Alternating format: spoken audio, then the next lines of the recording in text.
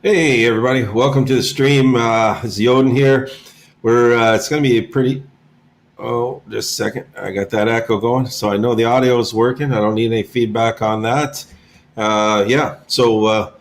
Without further ado, we're just gonna. Hopefully, this thing's organic and it's been kind of taking on a life of its own. It's been helping us out. I've been kind of a bit under the weather the last few days. Haven't had much chance to hang out with my buddy Dave, even though now I'm held up in his basement here.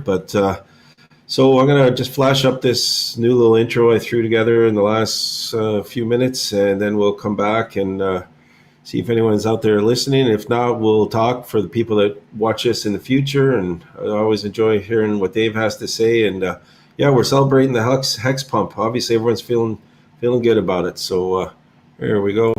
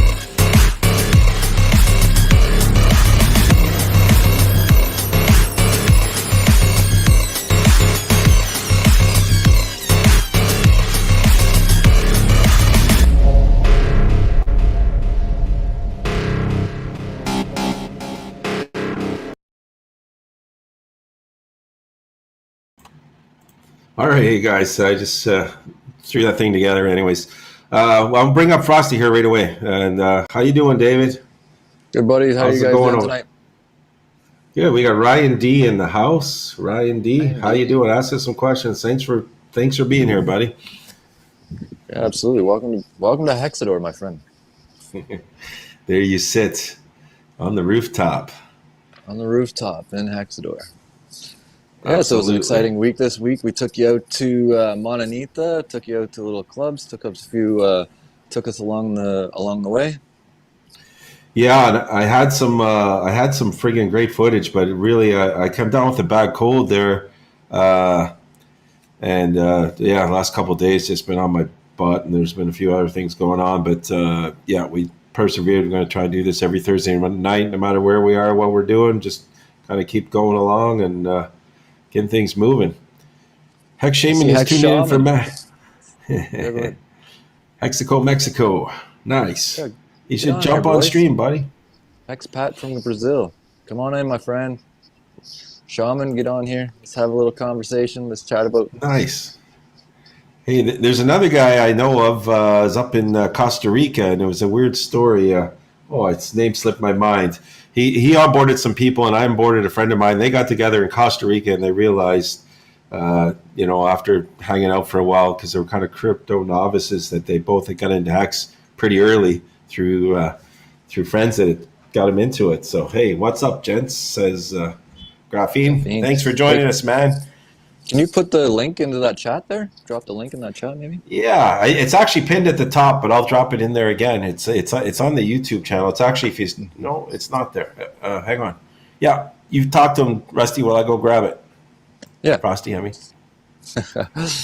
Yeah, so it was a great week. We headed off to Monanita. We stopped at Pollo Carto. We stopped at Puerto Lopez. Checked out some restaurants. It was a pretty good week. You know what I mean? You ended up Absolutely. talking to. You missed your meeting with Nomad Capitalist this week, didn't you? Yeah, well, it went terrible. What I realized is, so I was dealing with two different clients or two different people. When I was talking to them, they were asking me what time zone I worked and lived in and all that. And in the end, they're in Central European time, which I've never heard of. I used to listen to shortwave and know all about UTC and everything else. And they'd send me the titles. And anyways, long story short, I don't even want to talk about Nomad Capitalist right now. I'm just feeling handcuffed to that beast. But I'm sure it'll work out. I'm going to have to call him. I just, what do you got here? So, yeah. That didn't work. Hey, we got Zach. Hey, buddy, come on back in. How you doing? Zachy, what's going on, brother? Can't hear you, bro. Hello? You can see him, but you can't hear him. Yeah, it's all good. He'll move eventually unless the screen's frozen. He's up in Toronto freezing. What is the temperature here today, David? I didn't pay attention, but it was like a balmy, 27, 25? Yeah, it was about 26 degrees. It was a little overcast, and it's a little bit of the rainy season here right now. It's actually kind of raining here a little bit right now, but shortly up, the surf's going to come in. The surf's going to start coming in. We get some new nice surf shots coming in here shortly. Try some surfing out. We'll try the long, skinny guy on a longboard. Nice. Hey, we got Lessons to Burn. Good to see you streaming, Yoden. Hey, thanks, man. Then he brought another comment. Last we chatted together was on Telegram, and I got a story about that. That's sort of about my intro. I was a little frog guy in the intro way back when, hanging out on Telegram and day one and all that stuff, having a good time with all these people. And I basically once I retired, I didn't have as much time to spend around the computer as I did when I was working. So don't tell the company that. Well, they were underpaying me anyway. As far as I'm concerned, every human being working in most of these economies is underpaid. So if you can find something to get working for you, like those little T-shirt printers, that's what we all need. What's going on, Zachy? Still no sound? Got no sound on it. Yeah, so we had a good friggin' hex pump this week. Hopefully that keeps up. I think that things are going to go pretty well. I'd be very surprised that if we had a drop right before, the Pulse X launch, and I guess we got a new name for it now. Pulse X is their new name. Yeah, that's true, and we're still pumping, buddy. I don't. If I had a dual screen, I could share screens in here. It'd be a lot easier. But I just jumped my tab over. We're at 2.24795 right now. So we're kicking ass and taking names, and we still got as much X as we started with because the T-shirts just keep printing more and more and more. God bless the T-shirts, my friend. God bless the T-shirts. And on that note, I was like. Maybe you can talk about this. I'll just put it out there a little bit. And I've heard other people talk about it, and this is what I completely believe. And you might have to maybe adjust your time frame, but Hex isn't about you got in early and you dump on everybody else's head. It's about preserving T-shares. Everyone benefits from it, and then the other thing about it is that. It's a contract that you can engage with no liability, no other people, no humans messing with you, and it's immutable. And whatever you put in is what you get out. You got to bet on it. I don't even call it a bet. It's a great investment. Yeah, absolutely. You know what I mean? Like, we've been in since day one, before day one. I've been following since Bitcoin Hex was around, and I was probably one of the first ones to create a staking ladder. I created a 15-year staking ladder right out of day three, right on day three, which is additionally day one. I started a 15-year staking ladder right out of the gate, right? And those T-shares, man, those things just keep printing every day, and that's what gives us the lifestyle in Hexador here. So You I've betcha. actually haven't lost any hex, you know what I mean, No, or any no. T-shares, because once you create that 15-year staking ladder, you can take the ones from that come out now and push them right to the end. So you're actually still gaining T-shares. It's actually one of the only ways they actually game the system. I'm not too sure many people realize that. And if you Yeah. and I know a lot of people. I was actually listening to some people on Twitter this week, and maybe it was one of the other streams. They were saying that you shouldn't have them come out every week or every month. I've got my stakes come out every single week for 15 years. So you know, I'm a little different. I when they guess, I'm just I don't have to think about it as much. I'm kind of quarterly kind of guy. I do have them scattered because you remember when we first started, we used to have to we used to have to there was no calendar in there. You had to count days and get the phone book out or project into the future to get your pick your dates. But then it cleaned up a little bit. Man, we got people saying hi from all over the place. Hi, Carla. Lessons to burn. How's the weather? We got John. We got John. Well, we had John sitting in the side room. I was going to bring him in after you're done talking about T-shirts, but Ryan D. Damn, Dave, killing it. Weekly stakes, huge respect, courage from day one. Hey, listen, but the thing is, it's still there, and there's no regret about not getting in. The point is, it's buy the dips, buy whenever, and just I'm ultra bullish, and I think the price is going to keep going up. But I think that the interest is what's there, and that's what sets the trustless interest is what sets Hex apart from all other things. Shaw, yes. He says he's having. I can't hear when I don't know, man. Try jumping in, Hex Pat. We'll see. You should be able to hear in the green room. I think so. There's Zach again. Come on, Zach, jump back in. You okay now? We got technical difficulties here. Yeah, I see that. Yeah, no, like regarding the weekly stakes, like the weekly stakes, if we hadn't, probably it's not as effective to get in right now with weekly stakes. But back then, when you could, right now when they come out 15 years, the interest on it is even with the gas fees being so high, it's still worth it. But yeah, it's basically a weekly paycheck for 15 years. Oh, hey, we got Hex we got John on here. He's got no audio either. Hey, so John, so what happens with this app when you come in? You gotta enable your audio, your mic, and your camera. Your camera seems to be working, and your neither one of you guys are kicking out audio right now. So I don't know if we gotta. I don't think it's on our end. Yeah, there's something. Typically, what I do is I'll kick you out. I'll kick you out, and then you come back in, and then when you see there's a prompt there, just make sure you enable both the audio and your mic and your camera. How's that sound, brother? Yeah, where's Hex Shaman? Hex Shaman, get in here, buddy. I know you guys are watching from Mexico. Stay with Staker Wealth. Come on, guys. I know you're out there. Hey, man. Well, we want to hear what you guys are doing up there because we're going to come for a visit. We're going to hit El Salvador. We're going to be checking out all the regions south of the U.S. border, and I would plan on spending a bunch of time in the U.S. But some of the advice I'm getting from the accountants right now is because I had a previous experience working there, I have to stay out of there for a while just so they can't touch me. So that's what I'm going to do. All right. Hey, John, I'm going to hide you and come back in. You're welcome. All right, buddy? I'm going to kick you, I guess it's called on this app. Kick. Come back in. All righty. Yeah, man, everyone's loving the pump, and it's good. We needed a little bit of inspiration, but truthfully, I felt pretty good. We were doing what we were doing every day, and still, starting to promote and build things, and with anticipation of the future. Is that not the way it goes around here, Frosty?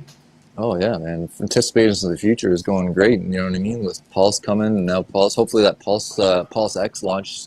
Whether they're thinking by the end of the year, that's pretty exciting. You know what I mean? So I'm gearing up for some pretty good hefty sacrifices for that. Yeah, I definitely I feel I didn't sacrifice enough on on the pulse chain. So I'm hoping there's going to be a pullback and a dip. All right, Zach, we're going to bring you in again, buddy. Let's go. Come on, you can do it. We heard you before. You there? He's all right. Well, we'll let him hang with us anyways. What's going on with the audio tonight? It's crazy. I don't know, man. We need someone else just to test it for us. Yeah. Where's Jimmy Solutions? I thought he was coming in here tonight too. He's not in there. No, I sent him the YouTube link, but I didn't send him the invite link. Did you send him the invite link? Yeah, I did. Yeah. All right. It's a little rainy here tonight. Yeah, neither of those guys had headphones. That might help if they had headphones or not, but yeah. I'm looking forward to talking to Hatzpack in Brazil there. I want to see what he's got to say about going to Brazil. We're looking at taking a bit of a tour around Latin America here first of next year, a little like you were just saying. Hey, let's get someone, some experience. No stranger to the show. Randall, can you hear us? Can we hear you? Let's go. A little. Yeah, there you are. Perfect. All right. So you other guys get your poop together. Get your poop in a group. So how's everybody feeling down there with the hex pumping a little? Doing good. Oh, yeah. Doing good. How's things going this week, man, Randall?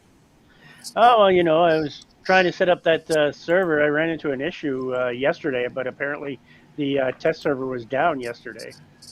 Yeah, so just give them a little feedback. We're going to try. Yeah, you're trying to do it. Yeah, tell us what you're doing. Oh, well, I'm trying to follow the instructions, right, that were given to me on the. Wait, hang on though. I know because Dave told me what you're doing. Tell anyone that might listen to this. What are you doing? You're setting up a node, right? I'm setting up a pulse node, right? The node itself, all it's doing is just taking and listening and passing along, transactional information and such. It's not actually a authenticator, right? Because to become an authenticator, you need something like 500 million or 500,000 hex to do it. T hex or pulse, right? So, yeah. And you can't get that. You can't get it out of the faucet. No, you can't get that. Only giving you one a day. One a day, right? And I didn't get anything yesterday. Hey, that's at the end of the stream. I came for Randall's doo-doo coins of the week. All right. He's talking real stuff here now. Yeah. No, we're gonna try to set up a pulse node and see if we can pull together enough pulse to create our own and become part of the rotation, become authenticators. So we're gonna give her a go anyway. Well, with that, you also have to make sure that, and this is the right big kicker on that. You got to make sure that it's 24/7, right? Yeah. If it's going to be an authenticator, 24/7, 365, absolutely no downtime, right? And if you downtime it, right? If you get technical difficulties and you down it or whatever, right? You're kicked off the 33 of the authenticators, right? Somebody's bumped up. I'm not sure if it's for good yet, and I'm not sure if the staked liquidity that you're putting in for it is no, your liquidity safe. I watched the stream on that, Randall. Your liquidity safe. Okay, you'll lose. The only thing you're going to lose is your profits that you would have made for that day, and every day you're out of the loop when you're not working. I'm pretty, that's hearsay, but that's from pretty knowledgeable Hexicans that I watched. David Frieder, I think, was talking about that, and some of these guys I watch. But you'd be good on that. But I guess the problem with running a node up in Canada is we got so many friggin' power lines and everything gets. How solid is the power where you live? If we want you to be our hardware master. Well, the power up here, I think the power has only gone out here once, right? Yeah. And how's your internet? I've been here. My internet, I've got. I would like to go up to a T1 connection. I'm at half a T right now. And apparently you only need 1 meg. Yeah. 1 meg connection. There you go. Oh, it's feedback. Dave. You sound like Bumblebee voice. Yeah, your audio is kind of screwed right now, Dave. Yeah. Well, I'm trying to read your lips, not listen to the. So Internet wise, right? I got a decent enough internet connection for it, right? I've got half a or half a yeah. I've got what 450 megabytes per second on the download, and on the upload 300. So Nice. so just I'd like to get a little higher, obviously, but right so that it doesn't affect any other bandwidth, and or I might just split it off and get a second connection, right, separate from that. And if one connection goes down, you should always have a redundant connection anyway for that. Hey, David, or Frosty, I mean, we got Jimmy Solutions in the green room. Your connection, something happened there. I don't know if you, I don't think you touch anything, but it sounds like you're talking like bumblebees. Just say something. Yeah. How about I kick you and try and come back on? I'll bring Jimmy up, say hello, or we'll let Randall finish up his thought here. I'm gonna kick you, Frosty. Ciao. Oh, I kicked Randall. Fuck. Oh, pardon my French. Oh, there you go. You sound better now. Say something. Can you hear me now? How's Yeah, that? you sound perfect. There you go. Okay. All right, sorry, Randall. Come back, and I'll bring up Jimmy. Hey, Jimmy. Hey, how you doing, guys? Good, Good, buddy. What man. do you You say? sound good. I'm good. Sound good? It's okay. Can you hear me? Good. Wow, you've been busy. Yeah, I'm being very tired, man. It's like I just got home. We just like put in the dining table for Christmas, so we can have Frosty over here. So how you doing, Frosty's guys? Christmas. How are you? I Good, haven't buddy. seen I you in a seen you were while. Monanita today or yesterday. Yeah. I mean, you've been partying, man. So I can't believe you guys. You're having a lot of fun. That's Yep. good. Yeah, we went all the way up the coast, came back down the coast, then we went to Guayaquil. I went to Guayaquil on Monday morning. Oh my, I've been all over freaking Ecuador. I know. I see you. All I see is your picture traveling all around. You look like a traveling agency right now. I feel like one. I got to go to Guayaquil tomorrow morning too. Well, there you go. You're having fun, man. That's good. Yeah, but, That's good. yeah. You're enjoying Ecuador. That's good. Yeah. Hey, What? so what's happening, Johnny? How you doing? I'm chilling, brother. I got a cold, and I'm laying low. I moved. I'm living in Frosty's basement here Really? for now. 29 stories up. 29 stories up in his basement, so he's got 2 floors and a roof. Mm-hmm. There you go. Yep. So what's up? How you doing? Everything is great. That's nice. I'm trying to get Zaki's. Hey, Saki, how you doing? How are Trying to get you? his audio to work. There you There go. he is. There you're There he in. is. So here's the other one. How do I kick this guy off? The fake Zach. I'm afraid to throw this. I got the. Where's Randall? I punted him when I was trying to take Zach off. There he goes. There you go.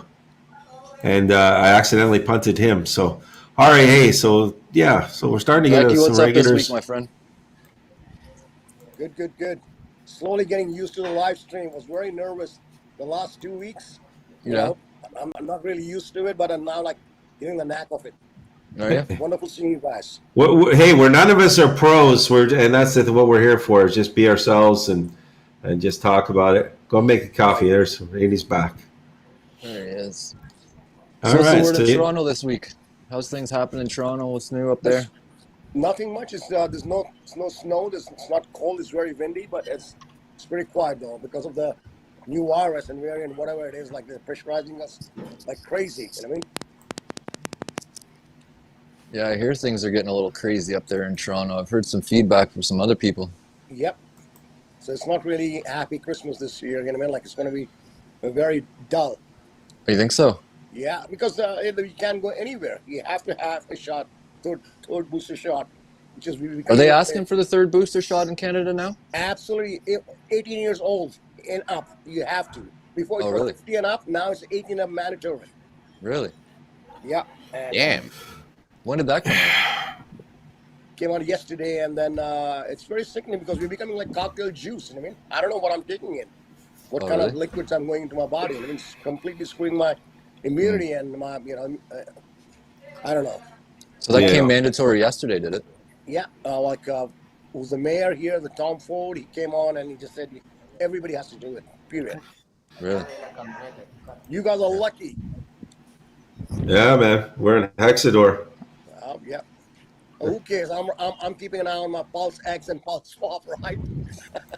There you go, Yeah, buddy. well, that's coming out Hey, next. man, So let's I keep have the optimism.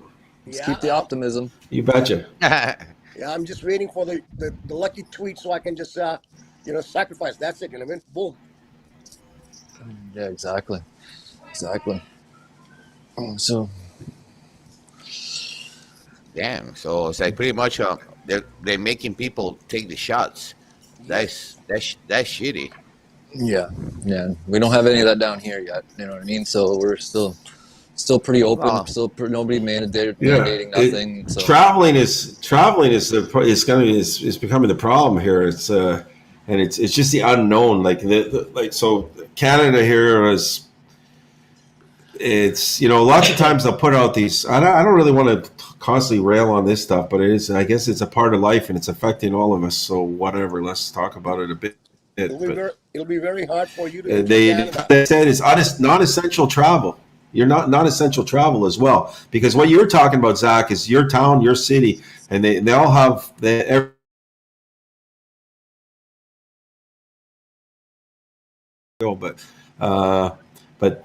it's the big one. Well, I guess when you can't move out of where you're at, it's kind of gets to be a little aggravating. And for you guys also to enter Canada, you have to have vaccinated. Otherwise, they're just going to stop you at the airport. Period. Oh, really? Oh, yeah. You cannot enter the country. You see the travel restrictions and bans. Oh, it's crazy. I mean, it's become like a communist country. Believe me, the way he's talking, Tom Ford. I mean, it's like, what is this? Well, am I living in Canada? I want to go to blue zone like Ecuador or Costa Rica and all those places and, breathe some fresh air. Mm-hmm. Yeah, well, that's the thing about the kind of the difference between, you're lucky when you're living rural. We got, when you're out, you don't have to live right in the middle of it. How you doing?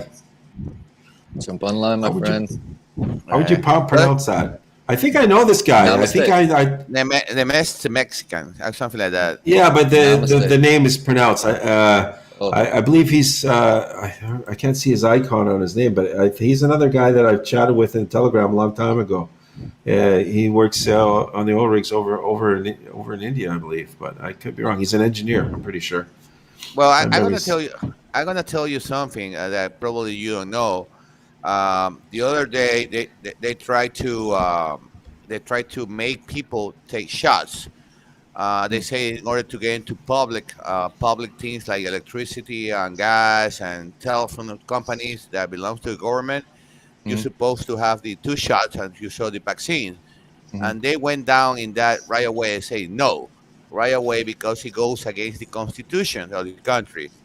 I mean, in the Constitution, it says right away that the government cannot push nobody to do something that is against their will.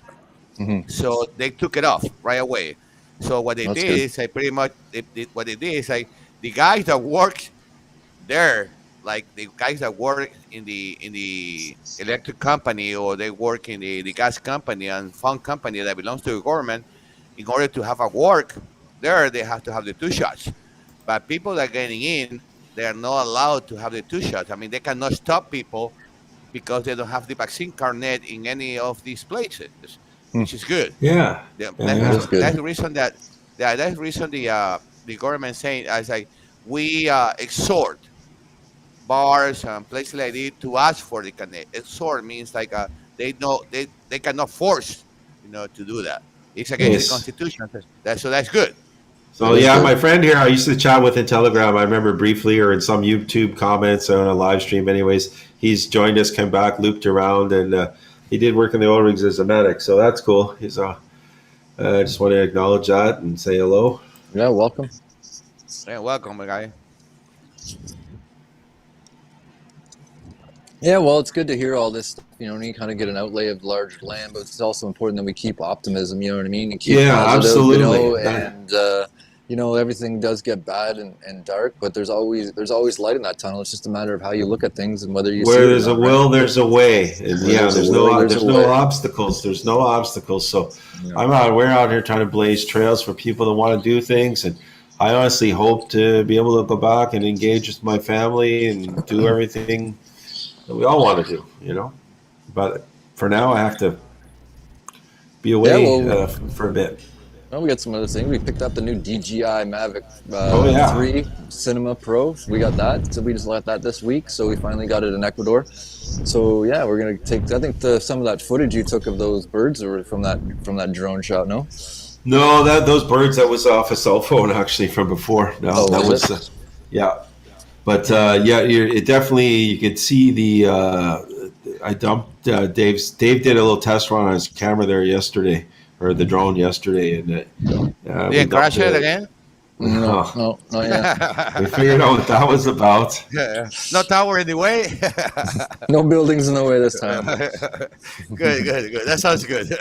So we did send that drone off to get repaired in Quito, so it'll be ready by the middle of January. We'll have the Mavic Air 2S and the DJI Mavic 3, so we should be getting some good footage coming here next time. Getting back to crypto here for a second. So Zach, last week you were talking about emergency unstaking, and me and Dave were like, no. So I bet you're pretty happy you didn't do that, right? No, I don't have to do that anymore because it was a certain conditions I was asking you. I was desperate, fair enough. And you're like, thanks for your feedback. And I don't have to do anymore. My stake's still on. I'm gonna end my stake right on time. And I've got a lot of what you call powder, right? Then I've got my team on. So it's very hard because when you onboarded people, it was very hard for them to be onboarded and then put them on stakes and explain them. And then now you're telling them to sacrifice, right? Yeah. So, and it has to be transparent, because if I do something and they find out later on, it's going to be it's not fair, right? Yeah. So we talked about it and we came up with a figure. Everybody's putting 10 grand to 5 grand minimum, you know what I mean? To sacrifice, right? So For the pulse swap? For pulse swap, yeah. Yeah, dude, that's a good, excellent. Not financial advice, but financial advice. I think that's an excellent investment. You don't even have to say it's a financial advice. It's a life-changing experience. So I don't even say people. I say just do it. I'm a very aggressive guy when it comes to sales. I say you got to do it. Period. I mean, it's good for you because I'm confident. And the only thing I have a question for you guys is I'm going to do my shopping very soon. You want me to buy Ethereum or Hex to sacrifice? Because I keep it on my MetaMask wallet. I have to keep it on standby. I'd probably say if you could afford the gas fees to get into Hex, it'd be worthwhile, or just put it in USDC. From what I understand, the sacrifice for Pulse Swap, or Pulse X, I should say now, is going to be this. From what I understand, everything that was able to sacrifice for Pulse. So, okay, so you have to keep all the coins on MetaMask and just in your own private wallet. So keep them in your private wallet, and probably. If you put them into Hex, you'll get a little bit of pump there. If you keep an eye on it, you get in at a decent price with the gas fees being down. If not, maybe just sit it in USDC. You know what I mean? That way you're going to maximize your dollar. You might lose a little downside from Hex pumping here, but maybe just throw it in USDC and that you have it there and just pull the trigger, right? Right, got it. Okay, that's fantastic. So. Yeah, but no, that's what's the feedback from the other guys out in the street there regarding the new people looking to? I mean, people who are not into crypto, it's very hard. You got to tell them basic stuff first, and it's very hard to build up their belief system because this is a very brick and mortar mentality, right? And these guys are making solid money, but then when it comes to cryptos and all that strategies, you have to explain, and they don't want to work anything because after finishing their work, they go home and they're just tired. You know what I mean? Yeah. So if I get them, I become like left, right, and center for every single question. What is it? And you're responsible for it. We trust you, right? Yeah. It puts me into a lot of pressure. If I was a lone wolf, I can do a lot of things, but because I'm working on liquid loans, I'm working on a lot of things right now. I mean, so liquid loans is interesting. And I don't work, so I work 24 hours on my computers. I'm learning Solidity. I'm writing contracts, and then I have to explain these people. They're on constant calls, and I have to be very responsible. That's why I was panicking the last 2 streams. I was very nervous because I'm not really used to being on a live camera the first time. Going on the internet. Yeah. So now Hey, I'm coming down slowly, and like, okay, I've got to do my homework. I just come and start talking, bang, bang, bang, bang. And a lot of people are watching here. And I mean, I said, oh my God. Hey, Zach, I can empathize with that. Most of the people I got involved in Hex so far have been no-coiners, and they're excited about it. But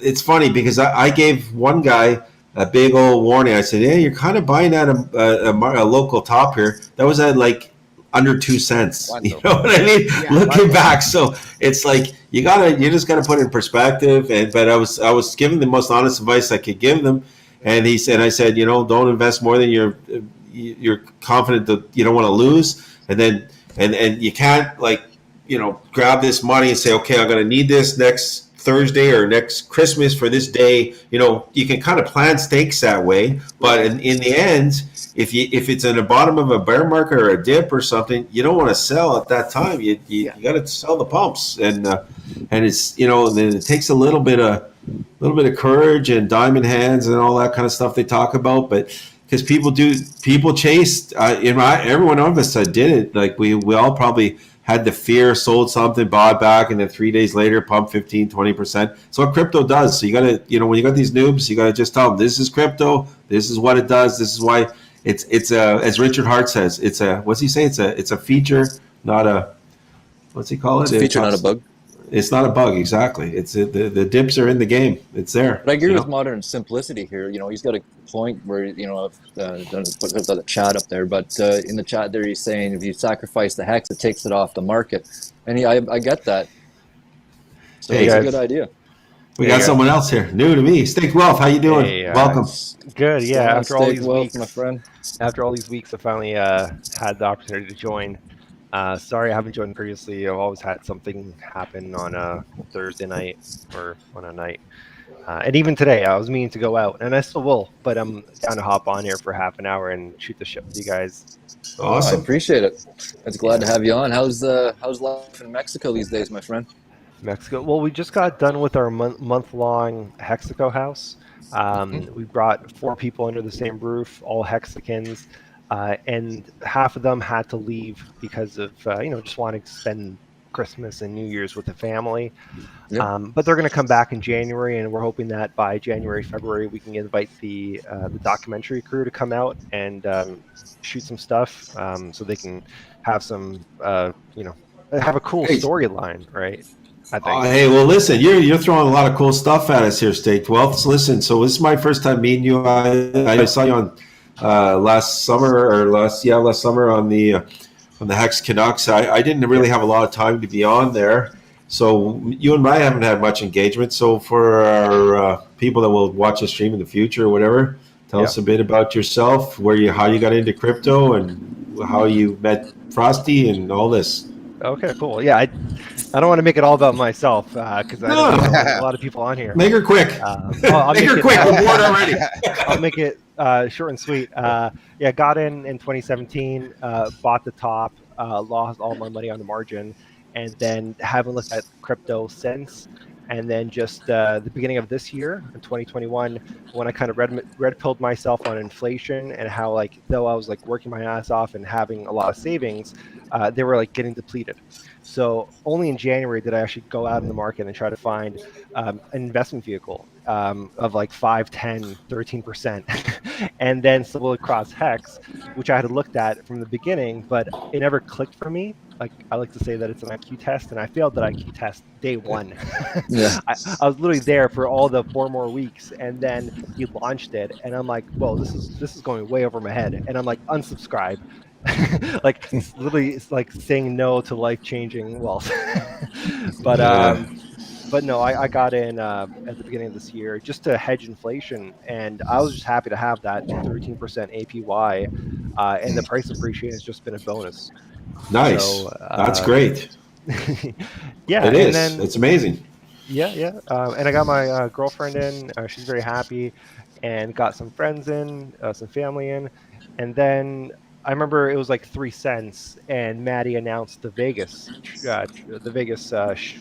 conference, and I knew this was gonna go very high, and I knew I'd rather celebrate those type of highs with other Hexicans. So I bought my ticket in like February, and then went out in the summer to Vegas and had a blast with the Hexicans in Vegas. And then when I came home, I also realized, well, not a lot of people made it. Like, not a lot of other Canadians made it out. I think just myself from Canada, and it was a hassle because I had to like walk across the border back to avoid the hotels and all that stuff. And I figured, why not bring the same sort of experience of bringing Hexicans together in Canada and in Toronto. So I launched the Hexi Canucks Telegram group, and pleased to have nearly 200 members now of Hexicans around Canada. I know what it's like to get together in person and chat with like-minded people, and I wanted to bring that same experience that I had in Vegas to Canadians. And Frost, you had like the second ever meetup in Waterloo. I remember that was a Friday afternoon, and from Toronto, I'm like, the traffic is going to be horrible. So unfortunately, I didn't make it out, even though I kicked myself afterward not to have met you. But it was a little difficult logistically.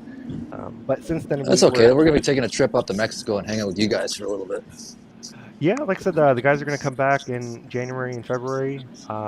They've liked it. So I'm here. I've stayed in Mexico with Hex Shaman on Twitter. We now is like high season, and unfortunately, we didn't anticipate just how crazy high season gets for real estate.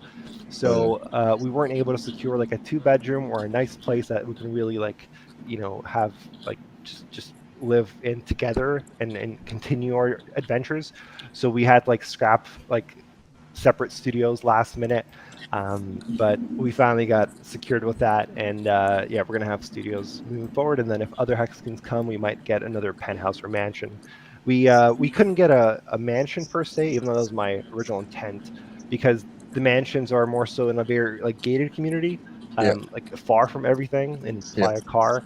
So we figured we want to be in the center of the action, so we got a penthouse. We had like a 2-story place in the heart, the actual like the authentic part of Playa del Carmen in Mexico, where with like all the locals and where everything's happening.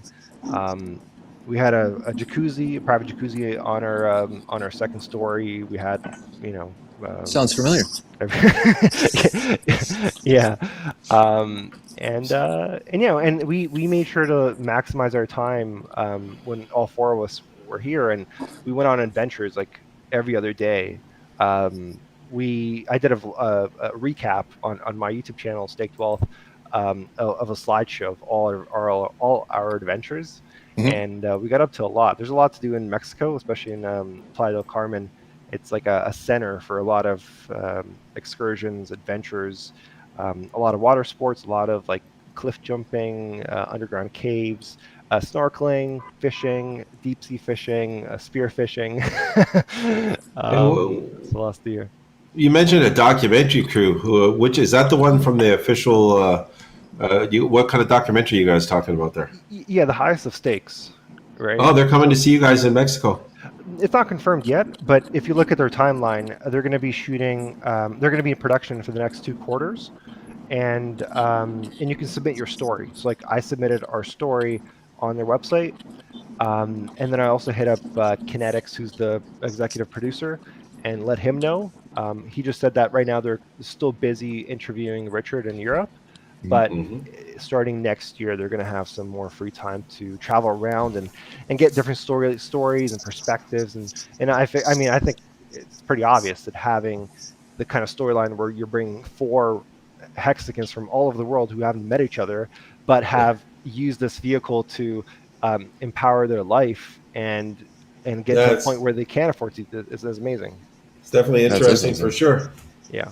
Hey, did I fire you off the event schedule for next year for Ecuador for crypto, the event we're running?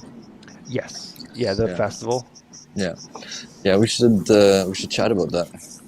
Well, yeah. So I sent you a contact you can connect with. I think it's right up his alley.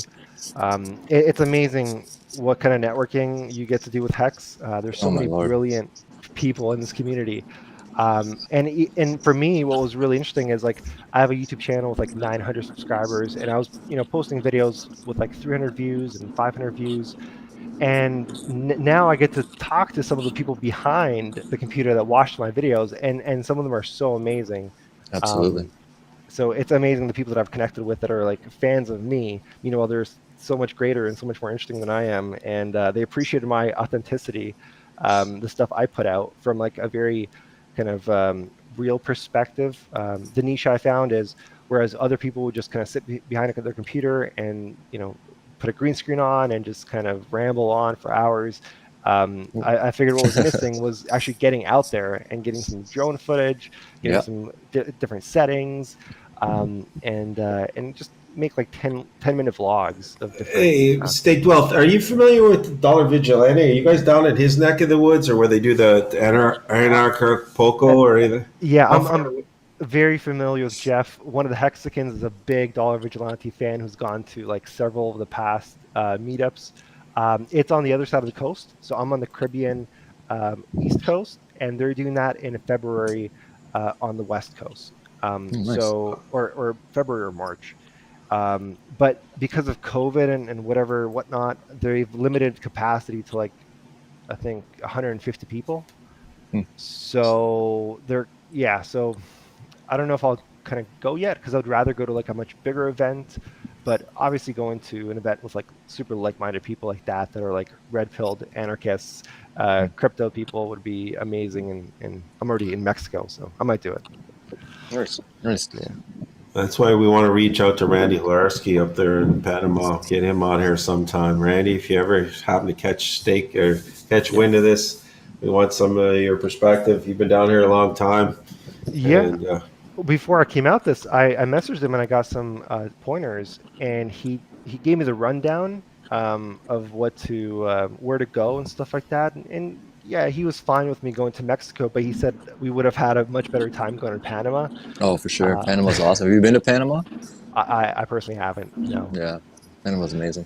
Yeah. But we kind of settled on Playa del Carmen, which is like near Cancun on the Caribbean coast, because I mean, it's got great weather. It's got a very vibrant expat community. So there's, young people from all over the world. It's very English speaking. It's like by far the most English speaking city in all of Mexico. So that'd make it fun to visit for me. Yeah, there's not much English speaking here. No. Yeah, I figured that. And I was looking at doing like Mexico City or Colombia, Medellin, Bogota. And what kind of pushed me away was how they're very Spanish speaking there. So yeah, I've been here for about 2 months now, and still procrastinated learning Spanish, but I get by with just the basics. So you can actually like live a great life without even knowing any Spanish, just because people here are used to it. So yeah, exactly. You got pretty much the same time we did, or I did. Right? Yeah. September 21st. Yeah, for me it was also end of September because actually, you know what? I think it was the 21st too. I just packed my shit within a week. So are you going back at all, or you're down here for good? You got your. I'm down here for good. Honestly, I brought out my single mom because she also didn't want to follow the mandate. Well, didn't want to follow the mandates. So I said, screw it, I'll support you. Just come down here. So she's got her place nearby. And yeah, I mean, I get homesick sometimes, missing like all my friends and all the stuff I used to do back home. There's definitely like a lot more communities, a lot more hobbies you can really do in Toronto than here. But I've found a couple cool groups. Like I'm big into volleyball, so I've already come across a few spots that play regularly. So I know I want to get down and play volleyball with you guys. I used to play AA volleyball back in the day when I had the 2-on-2 beach volleyball tournament with Nokia and the Labatt Semi-Pro Tour. Nice. So are you going to be investing in the Pulse? I guess I was going to say Pulse Swap, Pulse X, I guess they're calling it now. Are you going to sacrifice it? Before I hopped on here, I gave my opinion to someone else that was asking me about it. I think, I don't have any experience with like liquidity tokens or providing liquidity, so it's a game that I'm not familiar with. But on the outside, I can kind of I get to tell that the yield is going to be more lucrative than on Pulse in the beginning for the first few years. But I'm not sure how to play the game, and looking at it from just a sacrifice point of view, I think I'd rather sit on the sidelines and have history potentially repeat itself. If you look at like Pancake Swap, it like Mm. dipped 90% out of the get-go and then Yeah. pumped.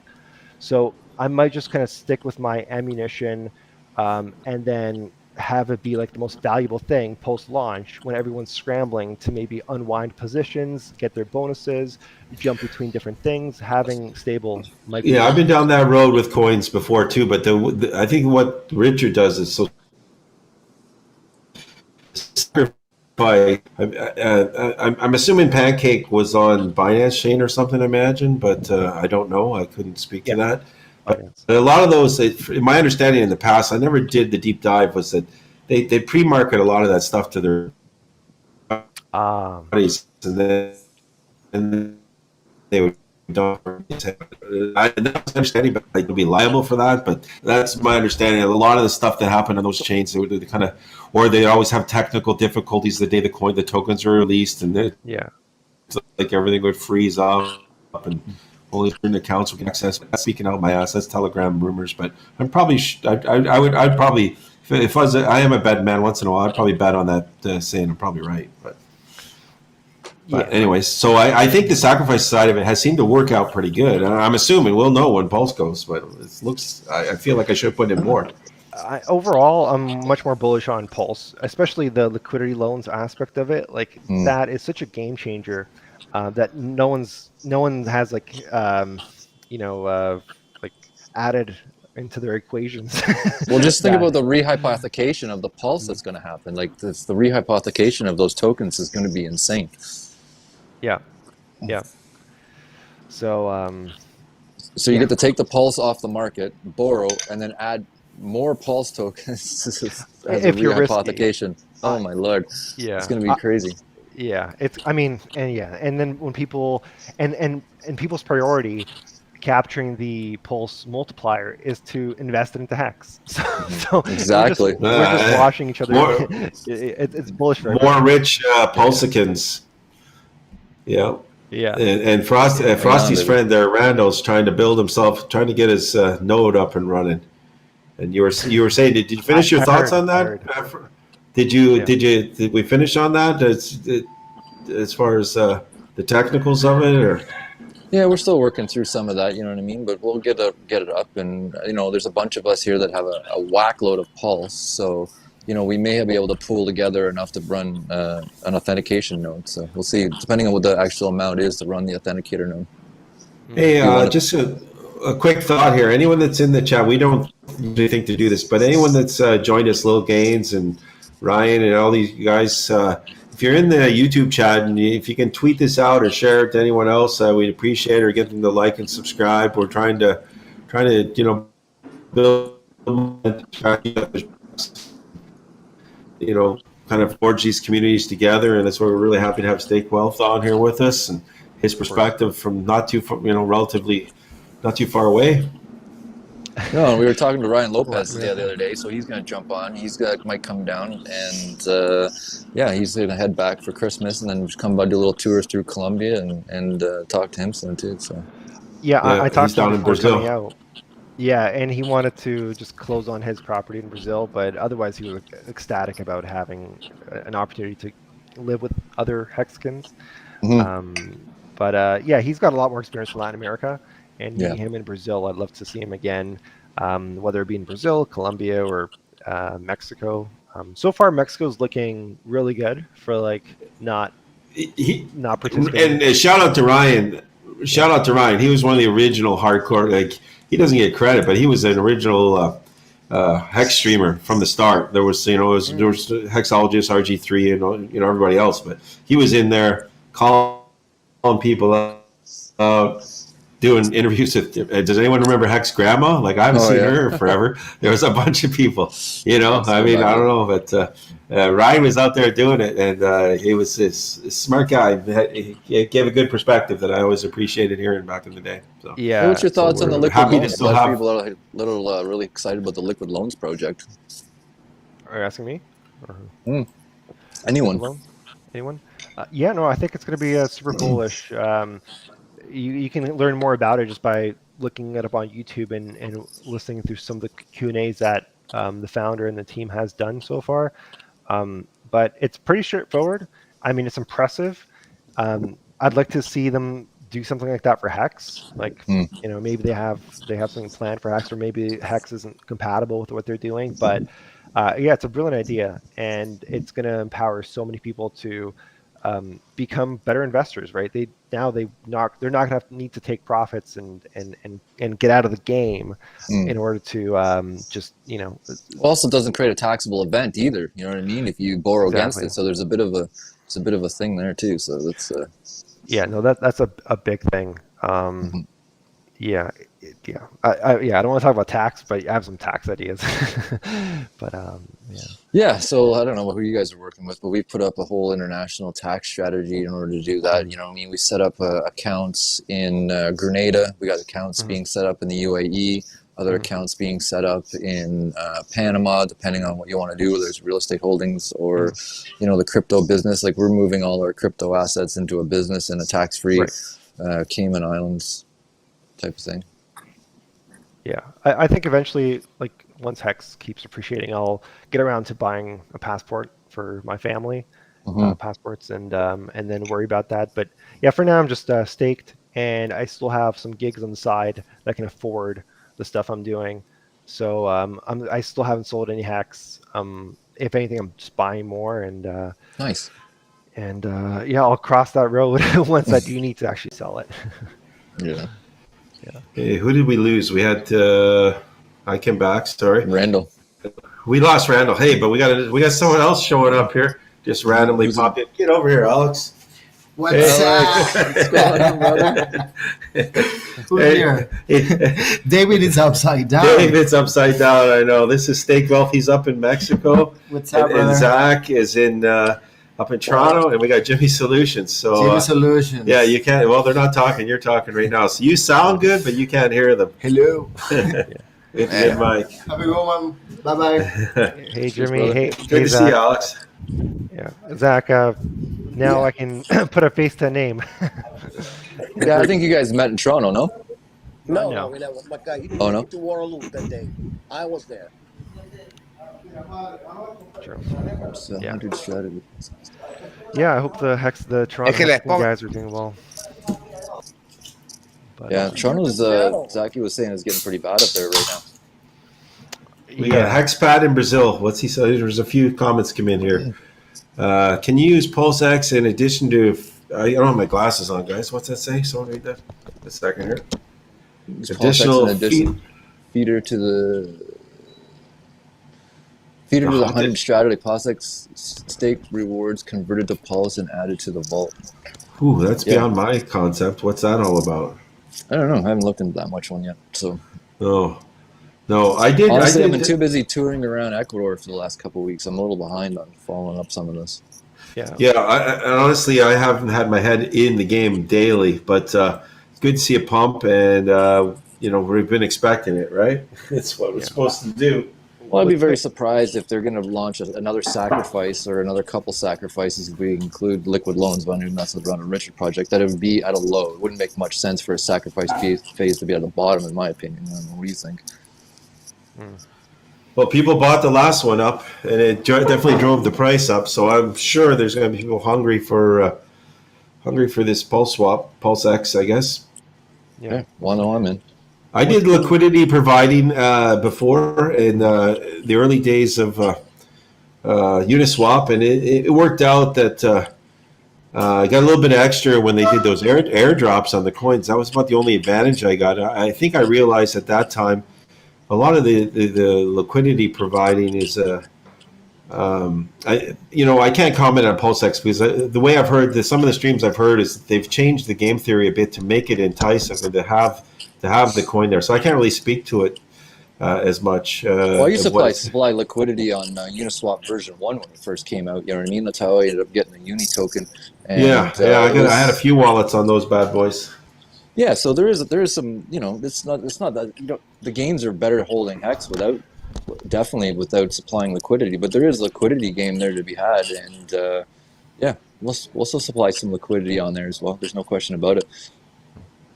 Yeah, it's gonna be an interesting game with the PRCs and the ERCs, and if that bot that Richard described is going to help bring him to parity. That's mind-blowing. Massive. Yeah, it's going to be massive. And I mean, will the sacrifice wallet going to have any influence on that, right? Is this like 60 billion, or I mean, last time I checked, there's like $55 billion worth of assets that have been sacrificed, which are going to get copied over for free. Right. And then are they going to get plugged in to give that parity for everything and just dominate? I think so. Yeah. Isn't it crazy? Vampire attack. It is a vampire attack. And Richard's so ambitious that he's really not stopping.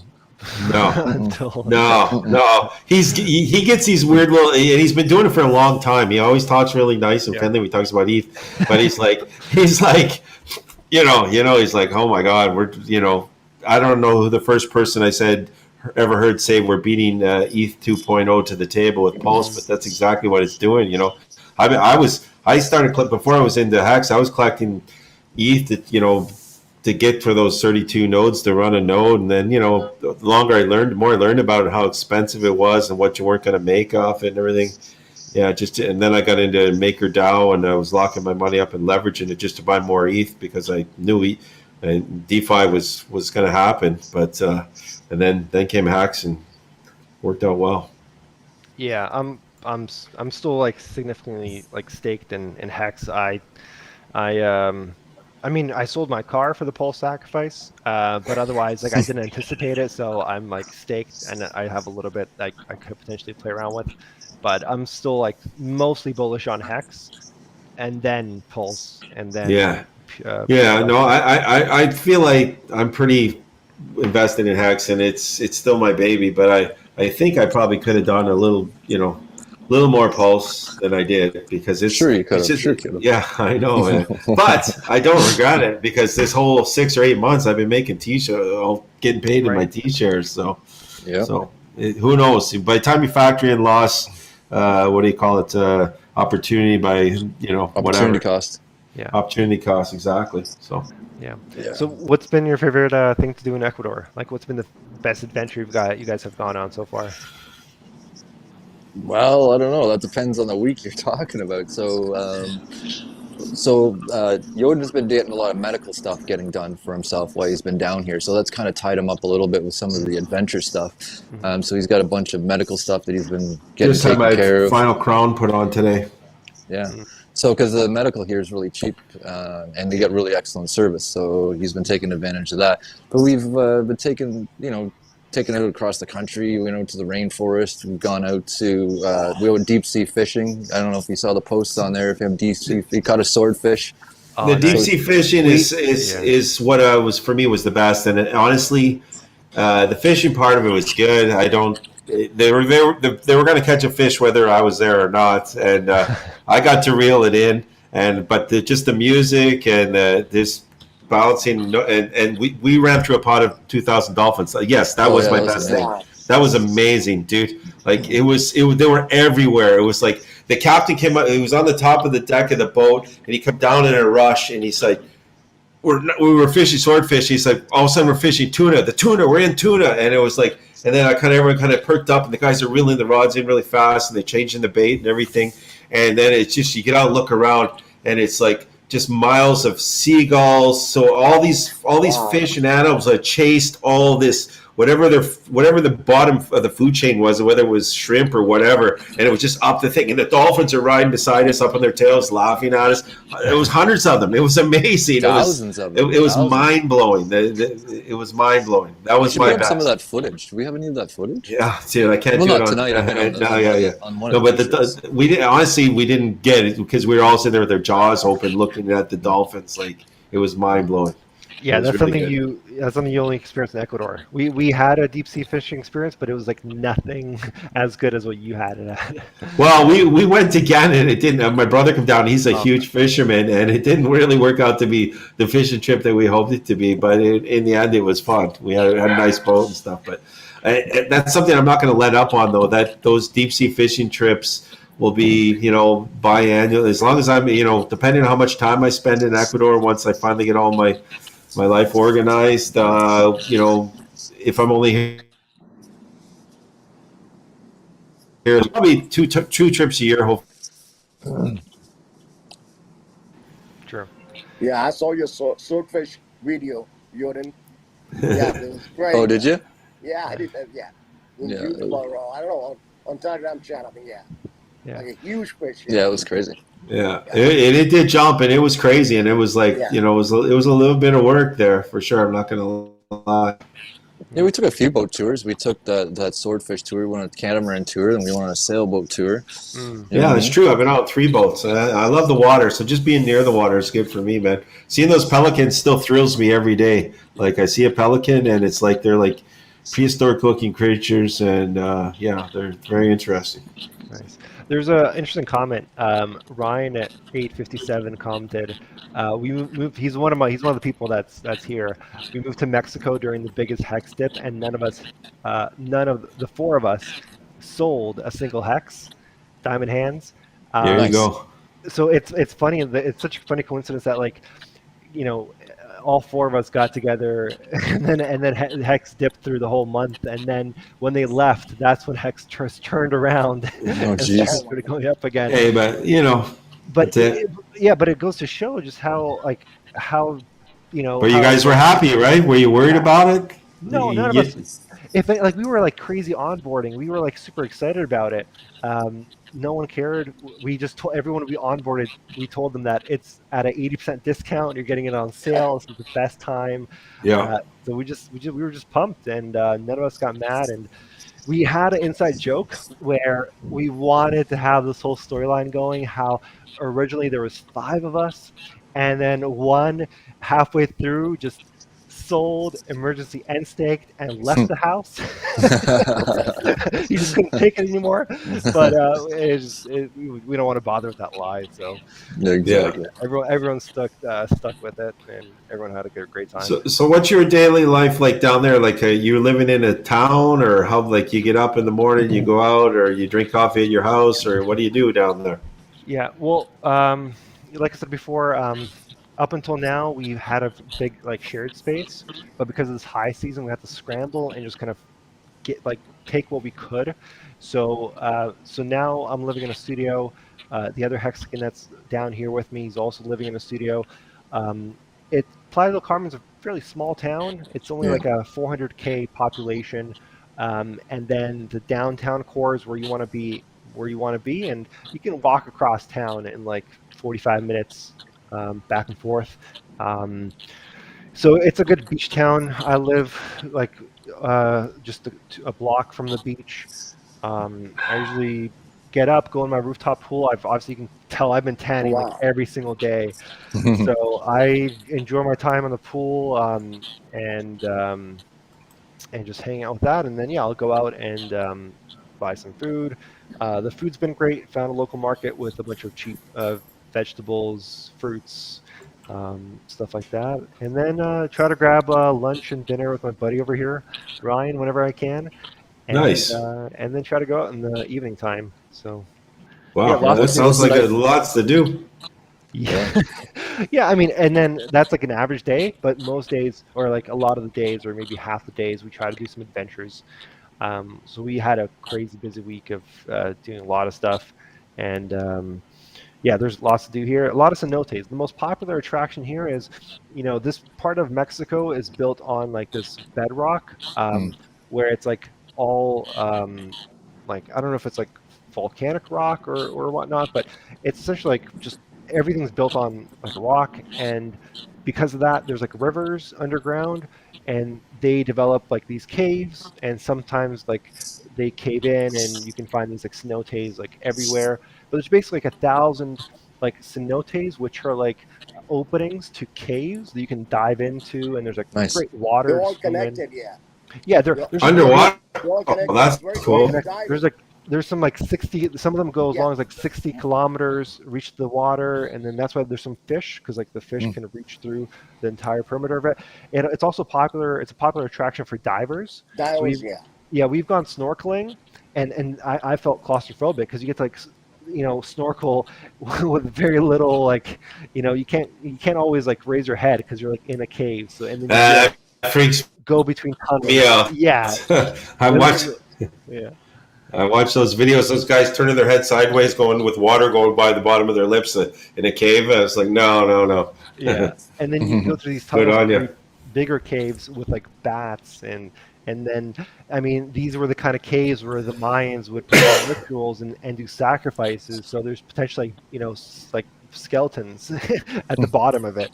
And Crazy. so the favorite like pastime in this area is going to one of these cenotes, making a day out of it, and just like taking in all the nature, all the beauty that's around you, all the like, great water, and then and diving and swimming, and I love the emphasis they have here on nature and just and getting your fun and fulfillment from like the nature and Mother Exactly. Nature around you versus like back in Toronto, where it was like a significant emphasis on commercial Oh, and milking it and on these roller coasters. Here, instead of the roller coasters, which I was never a big fan of, they instead of roller coasters they do zip lines. yeah. So we've gone on some crazy zipline adventures going between. There's like a theme park outside of town with like 9 Eso no, towers, eso no se mide ahí, se mide de abajo. some Es que lo that de arriba are lo like pusieron así nomás. 10 stories tall, and you zip line between each tower. And in the end, you like zip line into the water, into the cave. So if you want some like fun adventure for the whole family, definitely come down to Mexico and check out like all the cenotes, zip lining, um, and everything else. There's a lot to do here. So the other theme What's like parks are nightlife also. like? Oh, sorry. What's nightlife? What's like Night- clubbing? A clubbing. I was actually meaning to go to my first EDM club tonight. Oh my Um, god. and the issue here, what I've heard, I mean, I'm a big electronic listener. Yeah, me too. Me too. I'm a Yeah, big EDM guy.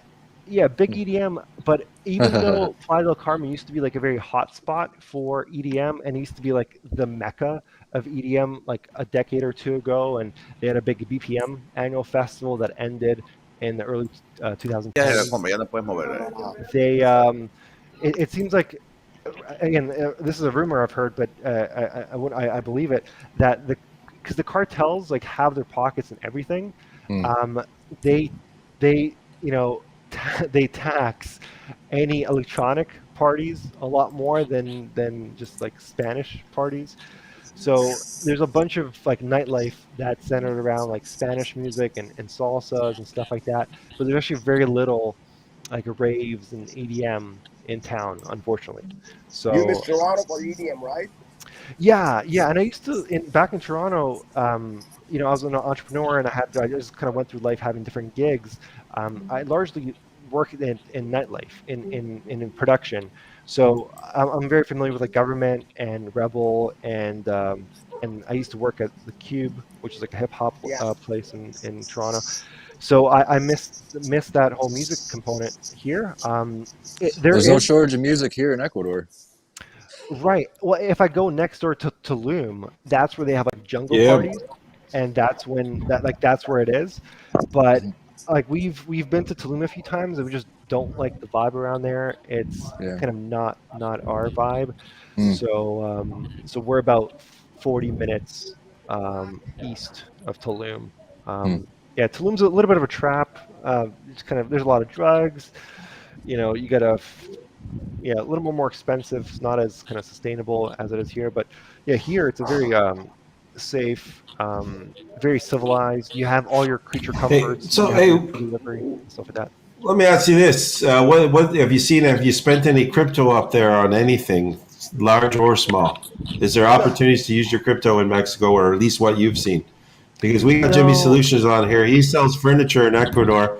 I furnished my condo with crypto. Bought a condo. Yeah, I mean they sell a lot of So- pre-construction here, which I assume will take crypto. I'm not a big believer in investing to the real estate here. It's kind of fly by night. Who knows what the market will be like? Yeah. But and like again, like what the best case scenario, I double my money in 5 years. Like I'm not waking up in the morning for a 1x. Yeah. The only crypto stuff I've done is sold it in person to people I'm onboarding. I sold them Ethereum, and that's just it. And they've talked about their on ramps and off ramps, and they're a little sketchy, the on and off ramps. and I've also immortalized the emphasis to avoid KYC into them. So they're like, Igor, like, I don't want to go through KYC. So I've just like sold some crypto in person to get them started. It's like the candor. Yeah. So, but I mean, there isn't an ATM yet because of that. Man, thank you for being there, man. Glad you're retired. Glad you're enjoying your life, and glad you said hello in the chat. You're welcome to join us if you want to pop in. But we're trying to make this we're trying to make this a regular Thursday night thing from where we're at, and yeah, that's what we're doing. Yeah. But thanks for saying hi and popping in. We've had a few of them pop in here, so that's awesome. Oh, yeah, modern simplicity. Modern simplicity. Yeah, I know what he's referring to. Nomad Capitalist has had conferences in the like Cancun, Playa, Tulum area, and Ecuador soon. And he's not a big fan of Tulum. So no, not a big fan. No. I mean, it's not very civilized. Like, and I mean, well, I'll tell you guys a story. It's Tulum. It's like a little town. It was like the underdog that no one saw becoming trendy and Instagram worthy. So over the past like little while, it got really popular. It blew up, and it attracted all these boutique hotels and all these high-end restaurants and all these experiences. But what's actually happening today on the ground is, if the conspiracy is that the government is kind of trying to kill that by pulling some of the infrastructure efforts. So there's like no paved roads, sidewalks. They don't have good sanitation. There's no good like water connections and stuff like that. So it looks like they're trying to purposely kill the economy in Tulum right now in order to depress the market and then scoop all those those resorts and all those boutique hotels at low prices, and then once the whales have manipulated and captured that market, then they're going to actually invest into property. I can only speak from perception and not from knowledge, but here in Manta, Ecuador, it just seems like there's no holds barred. There's lots of competition. There's lots of buildings going up. And just tonight before the stream, I did a quick walk up the road, and just like new life everywhere. Just because some of the buildings had closed down because of COVID and the initial onslaught. So there's some newer buildings with storefronts that were closed down. But just in the last few days, they're all opening. Like I've just over the last few months, I've just seen things more and more coming and more, from our perspective, being Western, it's relatively inexpensive. It's a kind of a normal life. It's not, it's like a mid-run it's American dollar here, so it's not like living in the cheapest part of the U.S., but it's definitely it's not like the most expensive. That's for sure either. So, and then you have the amenities. There's a lot of nice stuff here, Yeah, same. Like I got the same Uber Eats. I got the same everything, like bike rentals and all the apps and all that stuff. So yeah, well, we picked up a fleet of cars to drive around here in Ecuador now. So I assume they're G-Wagons retrofitted with turrets with machine guns up top. No, we got a Q5 Audi. We got picked up a Mercedes. We picked up a BMW. Oh, true. Yeah.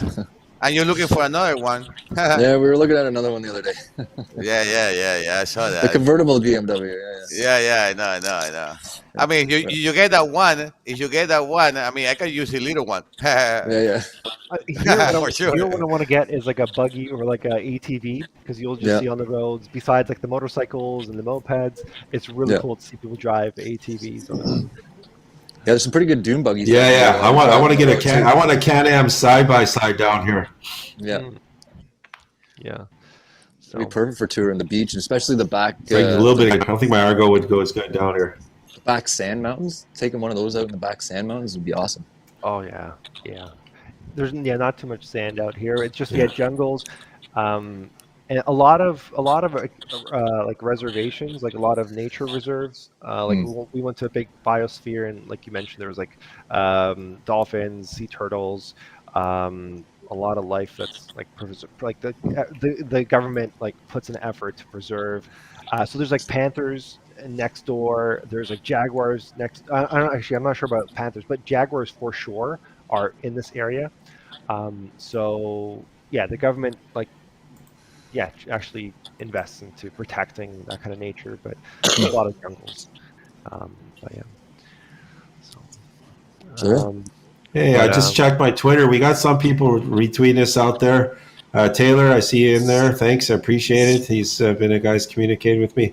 Hexod, and we got Esteban Gabriel and Tap. Thanks, guys, for tweeting, letting people know we're on retweeting this, that we're live on both Telegram or sorry. I got a cold, boys. I'm a little slow today. We're live on both YouTube and Twitter. Thank you. Thanks for putting I haven't heard nothing from Frosty Friend. He's very quiet. He's been really quiet tonight. Yeah, Frosty Friend is very quiet right now. I have a whining dog in the background. That's why. Oh. What's wrong with your pooch? He's sad. I don't have a lot of hex. I was just gonna say Randall's shitcoin corner. We there yet? Well, hang on. It's too early yet. That has to be. That's the shutter down. Oh, no, go ahead. Go ahead. No, it's not a shit corner. It's actually, I as you know, I invested in some time, and I invested in some jade, and then I looked because there was an airdrop going out, and I looked in my ether scan. Well, that was Snow Trace actually, and saw that I had a coin in there that I've never had before and never knew of, and checked it out. The coin's worth $43 or something silly like that. wow. But I checked out and I did some research, obviously, before I even touched it or moved it anywhere or did anything with it. It's a scam out there, so keep an eye out on your wallets and your things, looking at airdrops and that you're not expecting, because it's called, there's some malicious airdrops out there for sure. And, here's the name of it, Omicron. No, come on, really? Literally Omicron. Jeez. Right? These people come up with crazy shit all the time. Yep. So I thought I'd put that out there as not a shit corner, but there you go. No, that's good info for the community. Anything else? Hey, Modern Simplicity logs in every week to listen to this, so we got to tell them. Yeah. Exactly. And listen, anyone else, like as far as the crypto world goes, anything interesting besides the Hex worldview? Anything else coming in at us, or I'm just happy about this pump and whatever. It's all good. The time DAO, right, which was based for you got not reflections, but you got basically compounded interest on, right? And you get paid back in time. Mm-hmm. Well, they've actually changed that. So you're going to be actually, instead of being paid back in time, they've changed it around so that you'll get a share of the liquidity instead. And they haven't decided yet if you're going to get shares in the liquidity coin, right, or just in MIM, right, the actual MIM coin itself. What's the one that they're putting on with the Magic the Gathering cards that they're going to put in NFTs? Well, similar to Magic the Gathering, but there's three actually now. There's Shiba Inu has got something going on like that. Satama, right, has got something like that coming in, and then there's a new game that's coming out. I just bought into it last week. It was Shinji. Oh yeah. Right. It's actually Shinobi, right? It's called Shinobi, and it's called Shinji is the ticker name, and that's you can buy that right now. It's at I think 13 zeros. So you can throw in like $500,000. I threw in $88, and I've got 7 quadrillion coins. So 7 quadrillion coins. 7.9 quadrillion coins I got for my $88, and Right, now it's raised up and it's pumped up 35%. So what's the math or the game theory on that coin, and in terms of decreased supply, or how do they plan to pump something that's so many of them? Well, their burn mechanisms is NFTs, right? The playing cards themselves, right? Any transfer or any use of coin or whatever. So if you bought coin or whatever, right? A point goes to liquidity, right? Some go to reflections, and some go to the burn wallet, like percentages, right? So you're burning up as you're actually buying up. You're burning up. Yeah. And again, in the game, once the game's out, you can buy things in the game, and it will burn, right, for the purchase of those. So you burn the NFTs, which are going to be the cards. Yeah, well, it's kind of interesting because that Magic the Gathering back in the day was pretty freaking huge, and I loved it. I still got my cards. Yeah, so it's I don't know, it's kind of an interesting project. It's different. Yeah, and that's Hex Shaman there is asking if you have time. I do. Yes, I do. Yeah, anytime. Right. I take Tim Hortons black honey. No, asking if you have invested in time. I did. And he's also Modern Simplicity was saying somebody just nuked a huge stake. Oh, really? Yeah. Okay. Where I saw in time. No. Hex 300. That was a dumb one. That definitely that went nowhere fast. I think we're going to see so many of those in the future. Yeah, anyone who's got like diamond hands, or more importantly, has a ladder, so they don't have to emergency end stake anything.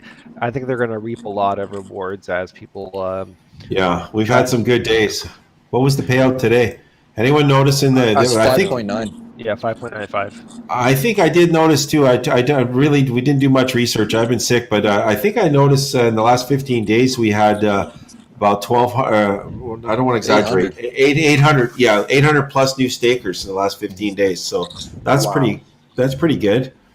But what I understand is why they're nuking those stakes when they know very shortly that you're going to be able to sell those stakes later on. You know what I mean? Well, yeah, it doesn't make sense because it's just wasting the money. It just destroyed it. Yeah, because eventually you're going to be able to. They're already working on that project where you can sell out longer stakes. Well, the last time that happened, that was when that guy got hacked there a couple of weeks ago. The guy got a SIM swap hack, had 800 million coins or something. 400 million. 400 million. That's still a ton of friggin' hacks, right? That's more hacks than I have. That's a lot of money, man. That's a lot of money. Yeah. I do take Hex donations, Yeah. Well, I'm surprised you're not wearing a QR code on your neck or on your shirt. I was A QR code. Hey, I'm gonna make a comment right now to tell you the truth. I'm sorry to interrupt, but since I've been here, I got involved with since Dave arrived, I didn't arrive. I started to find out about these the coins, the crypto in Ecuador. Mm-hmm. I'm seeing a lot of guys now because before I didn't pay attention to it, to tell you the truth. Pretty much working hard, getting my dollars for my work and stuff like that. But now, guys arrive, I start to find out there's a lot of people involved here in coins. It's amazing. Yeah, there's lots of people. With a guy that is in Guayaquil, in coins. In Bitcoin, which is amazing, So I was like, I was surprised, and you guys have been like, you haven't seen me lately. I've been like traveling a lot to Salinas, been doing a lot of work there in a big house. I saw this house, like probably $3 million house. I'm not kidding, which have like 9 rooms. I have right there in the beach. It's an amazing house. I was talking to the owner.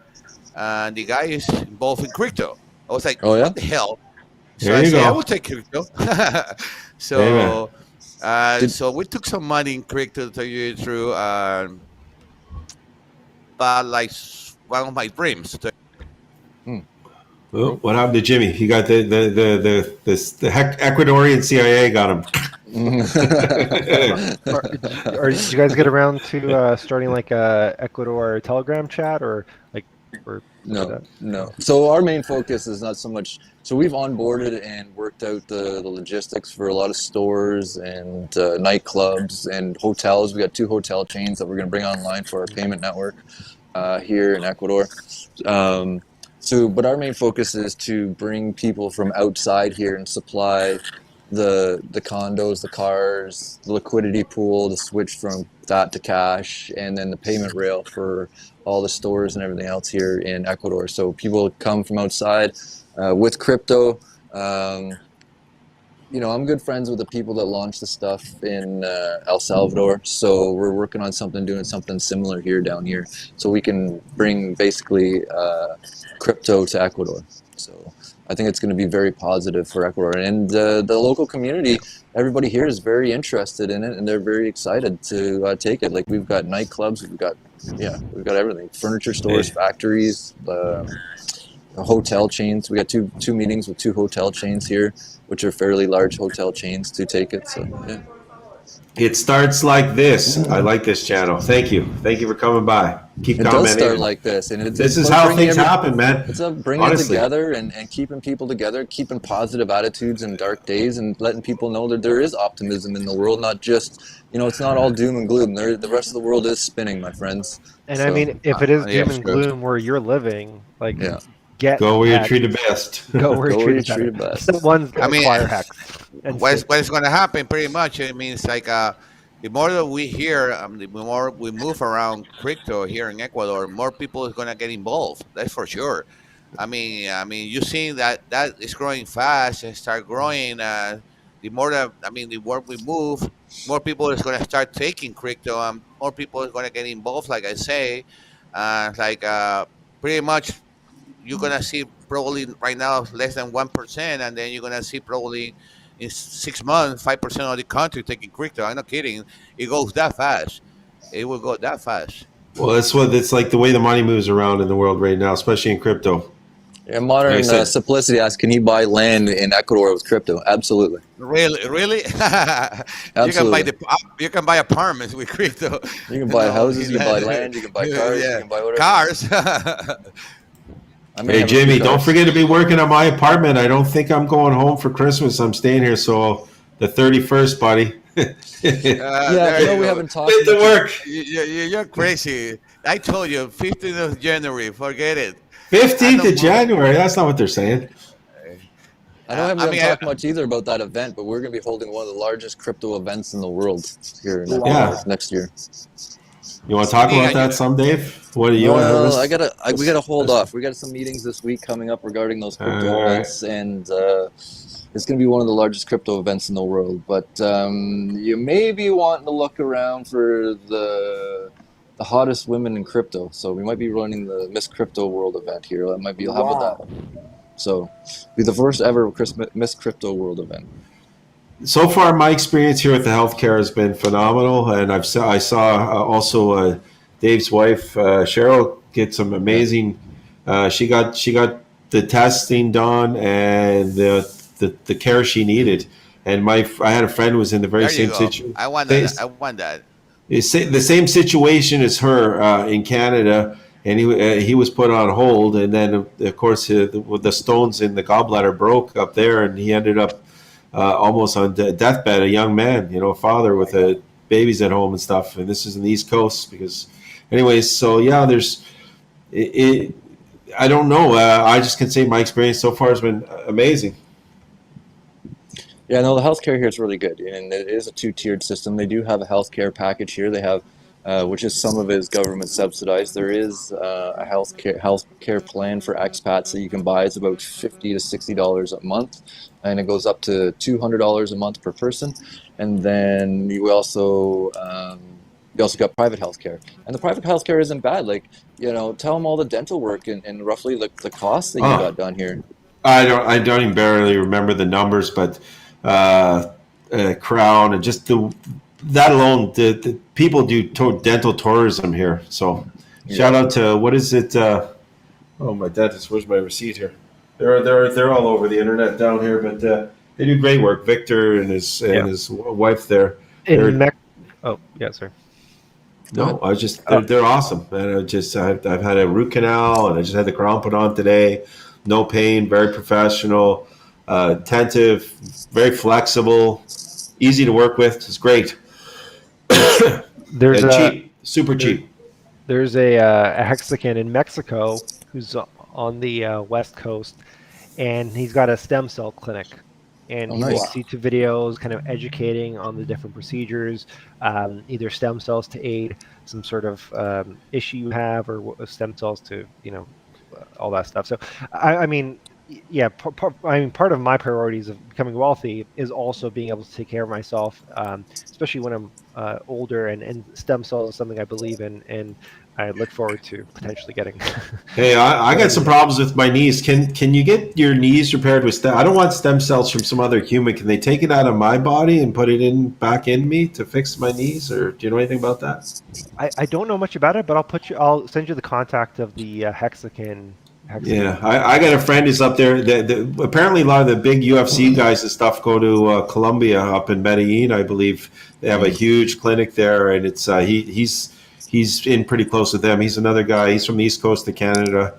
He's been a world traveler for years, and I plan on hooking up with him up there, and he was going to do some research on that as well. But gladly here, it's on my radar, because either I'm going to get some traditional style operation, or maybe consider see what they have to offer with stem cells.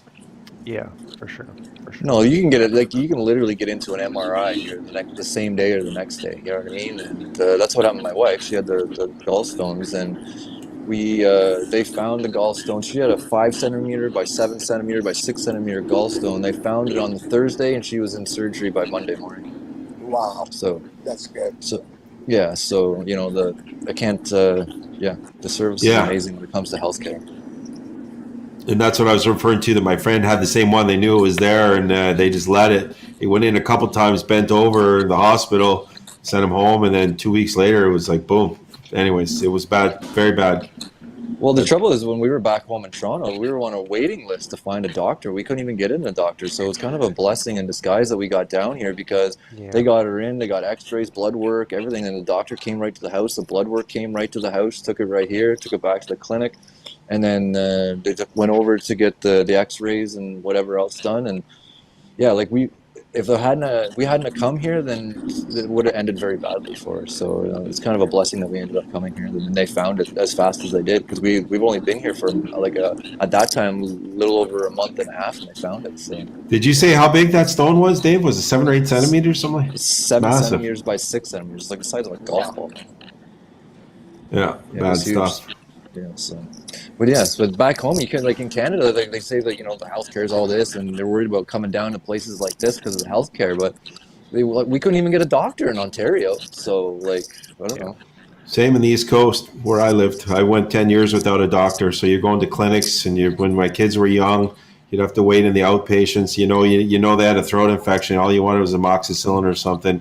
You have to spend 10, 12 hours in a emergency waiting room watching the kids be around a bunch of other sick people with other things, But anyways, it works sometimes. All I can say is that don't take what you see on the social media and the news. You know what I mean? Get out there and see the world for yourself. You know what I mean? Absolutely.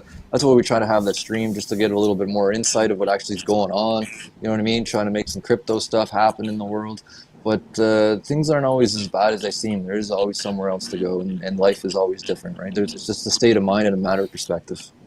Yeah, if there's any Canadians watching this, and you want to find out what it's like to move to Ecuador, get in touch with us. Mexico, yeah, get in touch with me. I'm more than happy and show you around and stuff like that. I'm trying to stay active in the Telegram communities of Canadians escaping to Mexico, and throw in some tips there. But I have zero intention of going back there anytime soon. For me, I'd probably just hop the border, come back, get another 6-month permit here once it runs out in the spring. But we'll see.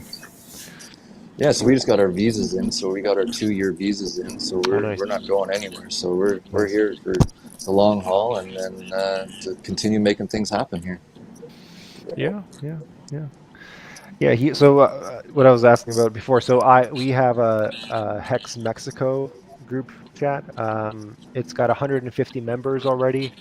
Very active. A lot of Hex maximalists in there already. It's really nice to see a community get cultivated here in Mexico. But I mean, for them, even though like crypto isn't very like prevalently used for exchange and to buy and sell goods, they're looking for a store value, right? Because up until now, their store value has been the U.S. dollar under their mattresses. And now that they're hearing about all this inflation and all this helicopter money, they're also like perking up and rethinking that. Hey, just speaking on inflation, and I was a guy, I used to be into gold and silver. I'm an older guy, and I've known about fiat currency since late 90s. But the crazy thing is, I just something I heard in passing on the news. I don't know if any of you guys caught this, but Turkey, their dollar, their dinero, I think it is. Lira. Yeah, and they actually banned them from buying iPhones and iPads and stuff because they were trying to get their money out of their currency because anything physical that they could sell that held value, it was obviously sounds pretty desperate, right? Yeah, the Turkish lira is in a bad situation, and a lot of people in Turkey are in Bitcoin. So a lot of times when you see inflation hit really hard, Bitcoin will pump because Turkey's buying it up, but they're trying to ban it over there as much as possible. But it's easier to put on a dragon's egg than it is a dragon. You know what I mean? So the cat's out of the bag. Yeah, it's not going back. It's so much easier having a QR code and managing your private keys, taking your security seriously. Being smart about it, especially when you get bigger bags. Just get on top of it and do what's right, and just it takes time. But let's go round table here as far as people have opinion about crypto. You guys feel Bitcoin's is just doing a little correction, or it's going to keep going? Are we in a bear market yet? Are we in a bull market? When's this going to end? I know Dave's serious, so we'll save him for last. What do you think there, Stake Wealth? You know what? I don't have the mental capacity to follow like Bitcoin. Yeah, that's fine. I have zero interest. I'm all in Hex. Good. No, that's staked out. Great. Perfect. But, good answer. Yeah. I'd like to thank you guys for having me on. I want to hop off and go to those clubs. I'll see you guys next week. All right, guys. All right, man. Take care. Anytime. Anytime. See you around. There you go. Yeah. I have one question about the bear market. Like every 4 years we have bull market. Now we're going into bear market. That's what I heard that next year, by the end of next year. How come it's possible? Because the whole world is adopting to cryptos now. You know what I mean? Before people don't know, so we follow the trend about bear and bull market. Every second person in crypto right now. You know what I mean? Is that what you're feeling up in Toronto? Is there a lot? You're seeing a lot of people are into crypto. You think we're hitting the top? Or when they talk about the cryptos, yeah, in general. The shoe shine boy selling you stocks.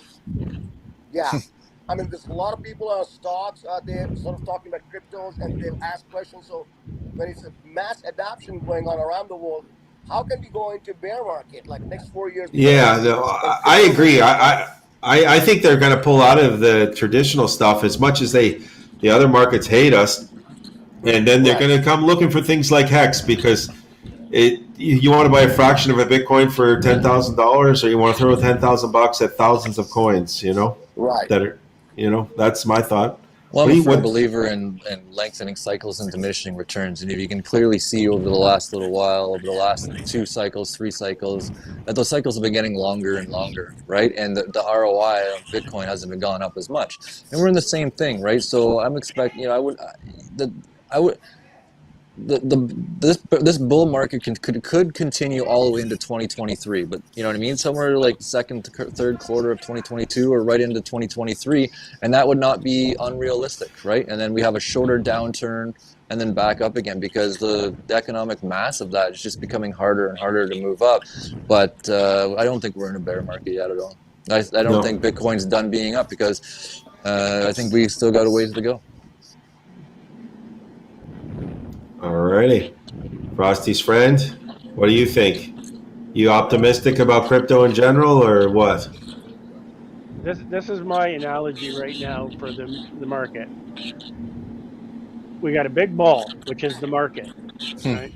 The big ball is being pushed underwater and Yep. being buried and buried and buried by all of the whales and all of the institutions like finance and right, all of these Coinbase and all these right exchanges, right, central exchanges, not the dexes, right, are pushing it down, trying to get everybody with paper hands to get out, right, so they can buy it up, and then they're going to let it go. And you know what happens with a ball underwater if you let it go? It flies out of the pool, right? And it skyrockets, right? That's I what's going like to that. happen. I like that. I like that. That's the analogy, my analogy of what's going on right now. So we're in a bull market that's being pushed down by bears, and we're going to like just skyrocket because the bull market's not done, right? Well, that sounds pretty good to me. What do you think, Jimmy? Is crypto just waking up? The world's just coming to crypto, or what? Well, I believe right now that at least Ecuador is waking up to crypto, and Yeah. It's gonna be a bushfire. It's gonna be a bushfire here. Not just Ecuador, El Salvador, all of it. El Salvador, yeah. Paraguay, Uruguay, Colombia. Oh my lord, it's Latin All America. South America. So crazy. All South America. All South America is gonna go crazy with crypto, and that's for sure. Right now, it's like, for example, I was an unbeliever. Because I mean, my son tried to get me into crypto like 10 times. I was like, yeah, whatever. I didn't pay attention to him because he was my son. Only I see two guys arriving here that got his wife came to crypto and like they're enjoying their life. Being lazy all the time, just enjoying life. Who would that? Who you be talking about? I don't know, a couple of guys, you know, that spend their life, not worrying about nothing, just enjoying themselves, living a nice life, and not working anymore, just enjoying life, which is the way people should be, enjoy life. And that is something that I want to get into it, It's like it's something I want to try to spend some more time with my family, for sure. I want to try to spend some time with my kids, which I don't do right now. I'm getting old, man. So Time to take a break. yes, time to have break. But right now I can't yet, but I think it will eventually. I think this is going to be a great step for me. Like I'm saying, as much as I talk about crypto, the more I know that a lot of people is into it. Ecuador, it's like just starting to blooming up. It's like it's gonna bloom. It's gonna go crazy. It's gonna. Just, It's gonna give a shout out to that noob kid over there. Or I think that's how he's pronounce it. But we appreciate all the comments in like there, and I'm glad you liked the channel, my friend. Yeah, I was gonna bring him back up after this. Little Gaines is asking, and you guys had been in the market. How does this compare to 2018? My spidey senses, I got wiped out in that. I kind of did all the wrong things. So I think this is more similar to 2013. I agree with Randall. I can't comment on 13, but Randall, I think that we still are a ball. Now, where that ball ends up, if it starts spinning in the mantle, or if it's like the Earth or something starts shifting on top of it, money moves out of Bitcoin, goes into Ethereum, or it goes somewhere else. Who knows where it's going to end up? But people are going to be definitely piling into crypto eventually. That's my thoughts. Yeah, me too. I believe money. As I ever told Dave about it, I say like probably in 10 years you cannot see currency in the street. People won't carry currency in their pockets. I think everything is going to move around this internet and the crypto value. To tell you the truth, right now it's like I think Dave is ahead of us, and so are you, Dean. You people think ahead of 10 years from now, and I'm thinking at the moment. So I want to steal some of that thoughts from you guys, and it's like I want to learn from that. And that is something that I'm here because not only because you're my friends, I'm here because I believe in the thing. And the second thing is like I want to steal some ideas from you guys in the way. We're going to do all kinds of things. We're going to launch some NFTs for the event. We're going to do a live stream from the metaverse from the event all over the world.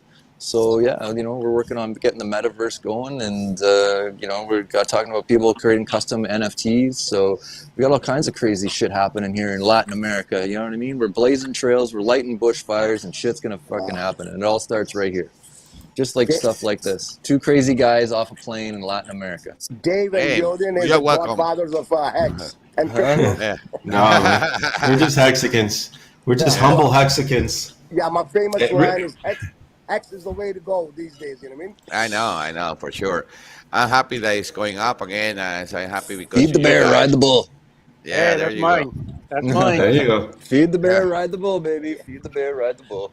Yep. So guys, I'm gonna interrupt you right now. I'm gonna have dinner with my family. Yep. But I'm Yeah, happy to be here. Thank you, And, Jimmy. Hey, sure. Are you gonna stay here for Christmas, Dean? Jody? For sure. It's pretty close to that's a done deal decision. I gotta wait last minute, but you have to tell me. I can have a chair for you in my table, man. You know that. Yeah, for sure. Thank you. I appreciate it. Hey, All right. Well, we're getting close to. All right. Thank you. Take right. care, you guys. Happy Jimmy. to see you, frosty friend.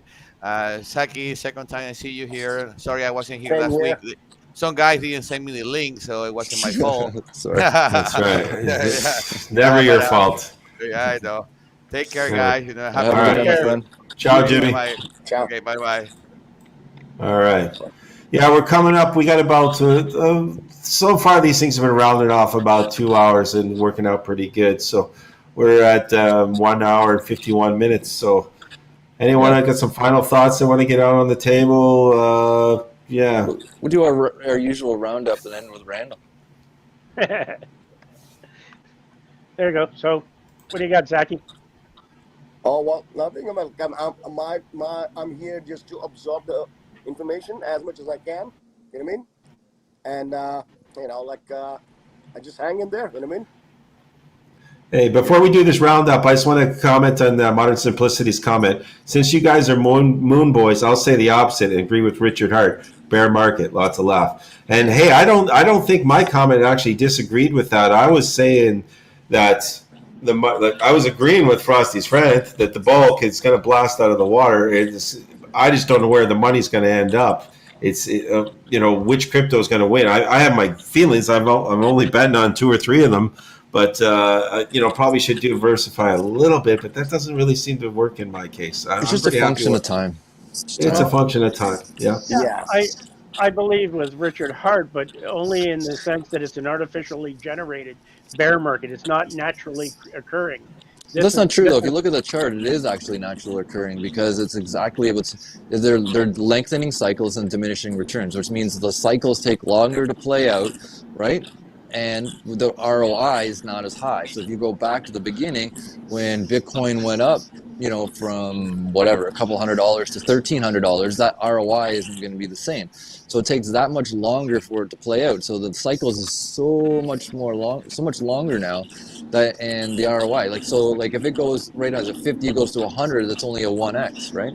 Good night, my friend. Good night. Good night.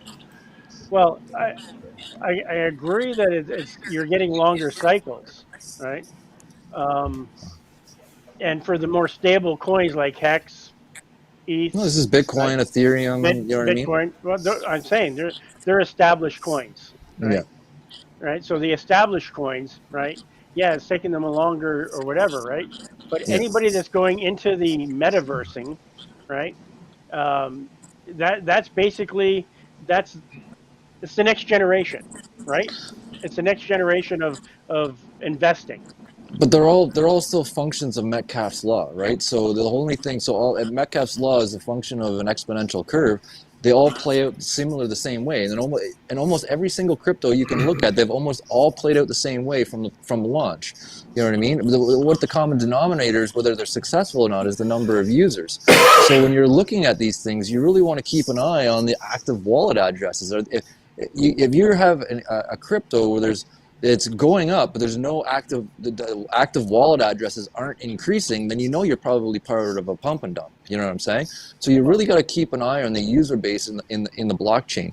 And if that user base is continuing to grow, you know it's forming organically, and it's going to roughly act the same, not obviously the same, but similar patterns, because it's that same Metcalfe's law exponential curve. So, right, but you're looking at, right. We'll use Bitcoin, right, or even Hex, right? That's been in the market for what? Hex has been in the market for what 2 years. now? 2 years? Hex? Yeah. Right? Yeah. So Hex has been in for 2 years, right? Bitcoin's been in for like 12 years. 12 years, right? So you got 12 years, right? So you saw Hex do the same thing, right? If you overlap the starting points of each of those coins, right? Shout out to Look Into Hex for making those charts. Look into hex.com. Yeah, good on you, Gerardo. Right? Gerardo's the man. So you look at and you can overlap those charts, right? But I'm talking about new coins, right? Yeah. Developing coins, right? In the metaverse or wherever, right? Now you can take that and then you can see the exponential growth, right? From there. So from the beginning, right? Yeah. So yeah, you can, but to say that, the growth of Hex and the growth of Bitcoin, right, and the potential growth of something else is going to be equal to that during this time period, right? You can't say that because you're mixing the two time frames. You're overlapping from launch, right? And the same fundamental principles of Metcalfe's law apply. Right. So that means you can have exponential gains still, right? Yeah, in newer coins. In newer coins, just not in the other coins. Right. But that's what I'm saying. I would say Hex is still pretty new. Hex is a baby that's getting ready to kick ass and take names. It has already, but it's... Yeah. So if you look, when most of those other coins went absolutely parabolic, it's after the 2-year mark, right? So that's roughly where we are now. So we've got some good times coming ahead of us. Plus a whole lot of new game theory that doesn't really exist with that. Removes a negative externality in the market from Bitcoin mining, from going to proof of stake. So there's a lot of negative externality that's being removed from the system state of crypto that we had back in the early days of those of Bitcoin and Ethereum. All that negative externality has been removed, so that just leaves a ridiculous amount of upside, because you got to realize a lot of those back in the day, like Dogecoin, that and I know everybody thinks it's a meme coin and all that, it's a shit coin, but it was back in the day that a lot of people used Dogecoin to trade out of Bitcoin, and you can see those regular market cycles spike up in Dogecoin because they'd cash out of Bitcoin, move all that money into Doge, transact it all over the world, because you can move Doge for pennies on the dollar instead of back then moving Bitcoin for a lot of money. There's a lot of negative externality. All of that has been removed. So, and then like new game theory, like Hex, where the liquidity pool for, say, Ethereum and all those other ones were tagged. The majority of the liquidity was tied to Bitcoin. So Bitcoin moved, the rest of the market moved. But we're creating new instances where they're being tagged to stable coins. And when you're tagged to stable coins, it changes the whole game. So the whole thing's been really changed up. So we're just trying to wind her down here. We got Rags and Riches. Yeah, Rags and Riches. What up, fam? How you doing? And then we've got Piston Broke 5555. Join late. Sup? How you doing? We had a pretty good little stream here. Yeah, thanks for showing up. Hit the like and subscribe, and watch for Frosty's. You should change your handle to your Twitter handle there, Frosty. You're trying to grow your Twitter. But yeah, we're a bunch of Hexicans and crypto peeps, and we're trying to watch it. Thanks, my friend. Appreciate it, man. Thanks. Yeah, man. Nice. Right on. So we're slowly winding her down. But if any of you guys that are out there in the chat that you see it, and you want to just quickly jump in and say hello before we shut her down, we're open to new and exciting. Who knows which way these roads can go? But where were we at with this winding down process anyway? Sorry, did I cut Zach off probably as usual? Or? Yep. No. I'm still here. All right. Now Frosty. All right, I'll shut up. Frosty's friend, you run the show. Rags and Riches is still wearing his glasses? Twitter handles. All right. Well, just like I said, I believe that right, we've got still room to grow now, right? We're going to have a good little pump coming up in the next, probably in February, March, which is going to be great. Beautiful. right? So I'm looking forward to that. And we normally do. We normally do have like a little pump in February, March. Yeah, that's Yeah, true. March. My Right. stakes ends in March. There you go, buddy. There you go. First week of March. Oh my God, I can't wait. Yeah. That's Big when what? payday. 8th of March, my stakes ends after 1 year. Oh, Yeah. there you go. Yeah. That'll be a good one. Oh, you Well- got a Twitter handle there, Frosty? Yeah, I don't have Throw her mine. in the chat. I'll grab it for you. You guys keep talking. I'll get Frosty's. Thanks, buddy. No problem. Hey, I dropped a couple of zeros on that quadrillion coins. Did you? No, I said I can't. I already dropped 1 0. No, did you? A Yeah. quadrillion coins for $80. Hey, It man. was, you know what? I remember when there was Hexes had a Satoshi. It Oh, was yeah. like there was a shit ton of zeros in front of it. Yep. I was buying it. Yep. Thank you, Richard. Yep. Oh my And God, then I can't wait till Pulse launches. Well, I don't know what Pulse is going to launch at, so it's not going to launch in the quadrillions for $88, or right? I don't think so. What? So if you look at all the other Pulse launches, or not Pulse launches, all the other Ethereum forks, this is, I think the smallest one ever launched at 10 cents, between 10 cents and $1.05. So, you know, now we're bringing in a completely new system, with complete system state, and all the other chains launched empty. So it's not unrealistic to see Pulse launch at something a lot higher than people might anticipate. There's a lot of user demand there. That could. That's just my speculation. I know other people have other opinions, but No. But your final thoughts there, Frosty? yeah, you know, we got some exciting stuff coming up this week. Gene's finally got some of his medical stuff looked after, and we're gonna start touring out, doing some video shots. Thanks, Yoden, for that little plug there. And yeah, stay tuned. We got some exciting stuff coming up. We're constantly blazing new trails and working on new stuff here in Hexador. See, I was going to come down, but I can't now because, like, you know, Yoden's in your basement. No, we got 3 rooms here. Don't worry. Hey, man, I'm ready to move. I got a condo that's coming. Jimmy's just trying to back me off. All of a sudden, he's like, "Yeah, I'll have your furniture ready." And now he's like, "Oh, it's not going to be ready till the 15th, so I'll be sleeping on his couch." Oh, there's lots of room here. Don't worry. You want to come Yeah, down? no, there's tons of room, man. And I like having my own space. I totally appreciate Dave and Cheryl's hospitality, but I also like having my own little space once in a while too, like most humans do, right? Well, Exactly. I can actually use my Shiba Inu on one of those giant travel agencies anyway to buy my airline tickets and everything else. So Right. Okay. yeah, Nice. Yeah, we do live stream every Thursday night, my friend. 8 p.m. Every Thursday night. Eastern which- Standard Time. Eastern Standard Time. Yeah. So we were in we just hit the 2-hour mark. And honestly, the first night we did it, like just some backstory. He's obviously Piston Broke is obviously a Hexagon. I don't know if we're competing against anybody, but the first night we did it, we went against Richard Hart, didn't we? A live stream. We didn't plan on it. And we didn't want to do it. And then the next week was something else too, just as Then we go against then the London meetup. the London meetup. Yeah, Yeah, it's like what we're there's so many streams now. So if you don't watch it live is fun because we can interact and do stuff. But you can watch it later, and hopefully we try and generate some interesting content. Trying to keep it focused most of the time. Yeah, jump on next week, my friend. We'll send you a link. Yep, and just have some questions, right? Yeah, questions, Nice. comments, whatever's on your mind. Yeah, man, we're doing it. We're out here in the wilderness. We're out here in the wilderness, bringing people together, bringing Hexans together, bringing crypto people together. It's kind of like the hive mind of crypto. Bring your thoughts, bring your ideas, bring your everything, and let's make it happen. Yep. And I'll post my QR code up there. There you go. Plan Randall's QR code.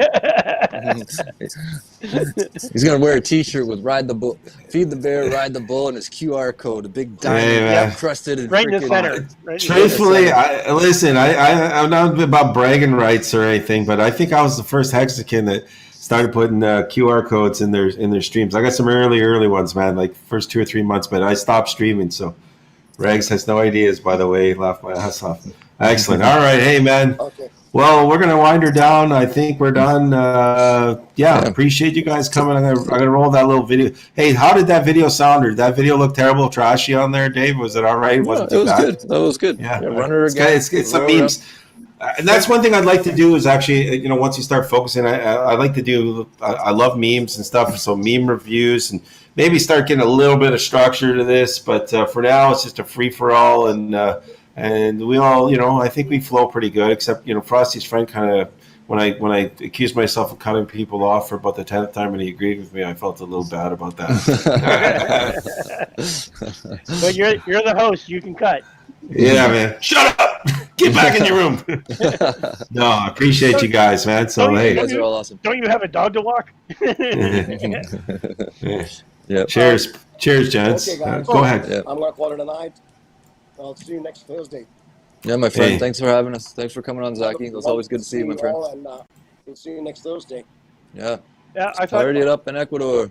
Yeah, I thought Yeah. just before this you could see your neighbor. I thought maybe the neighbor was coming out thinking Dave was trying to look at his wife or something like that with his drone. Hey, well, so that's me on the deck there, I and know, Dave's. But the oval building in the background is the top upper corner is where we're at. Well, maybe we shouldn't talk yourself too bad, but anyways, see ya. All right. Have a good night, everybody. Cheers. This t-shirt print. Is there some? Print the t-shirt. Yeah. All right, boys.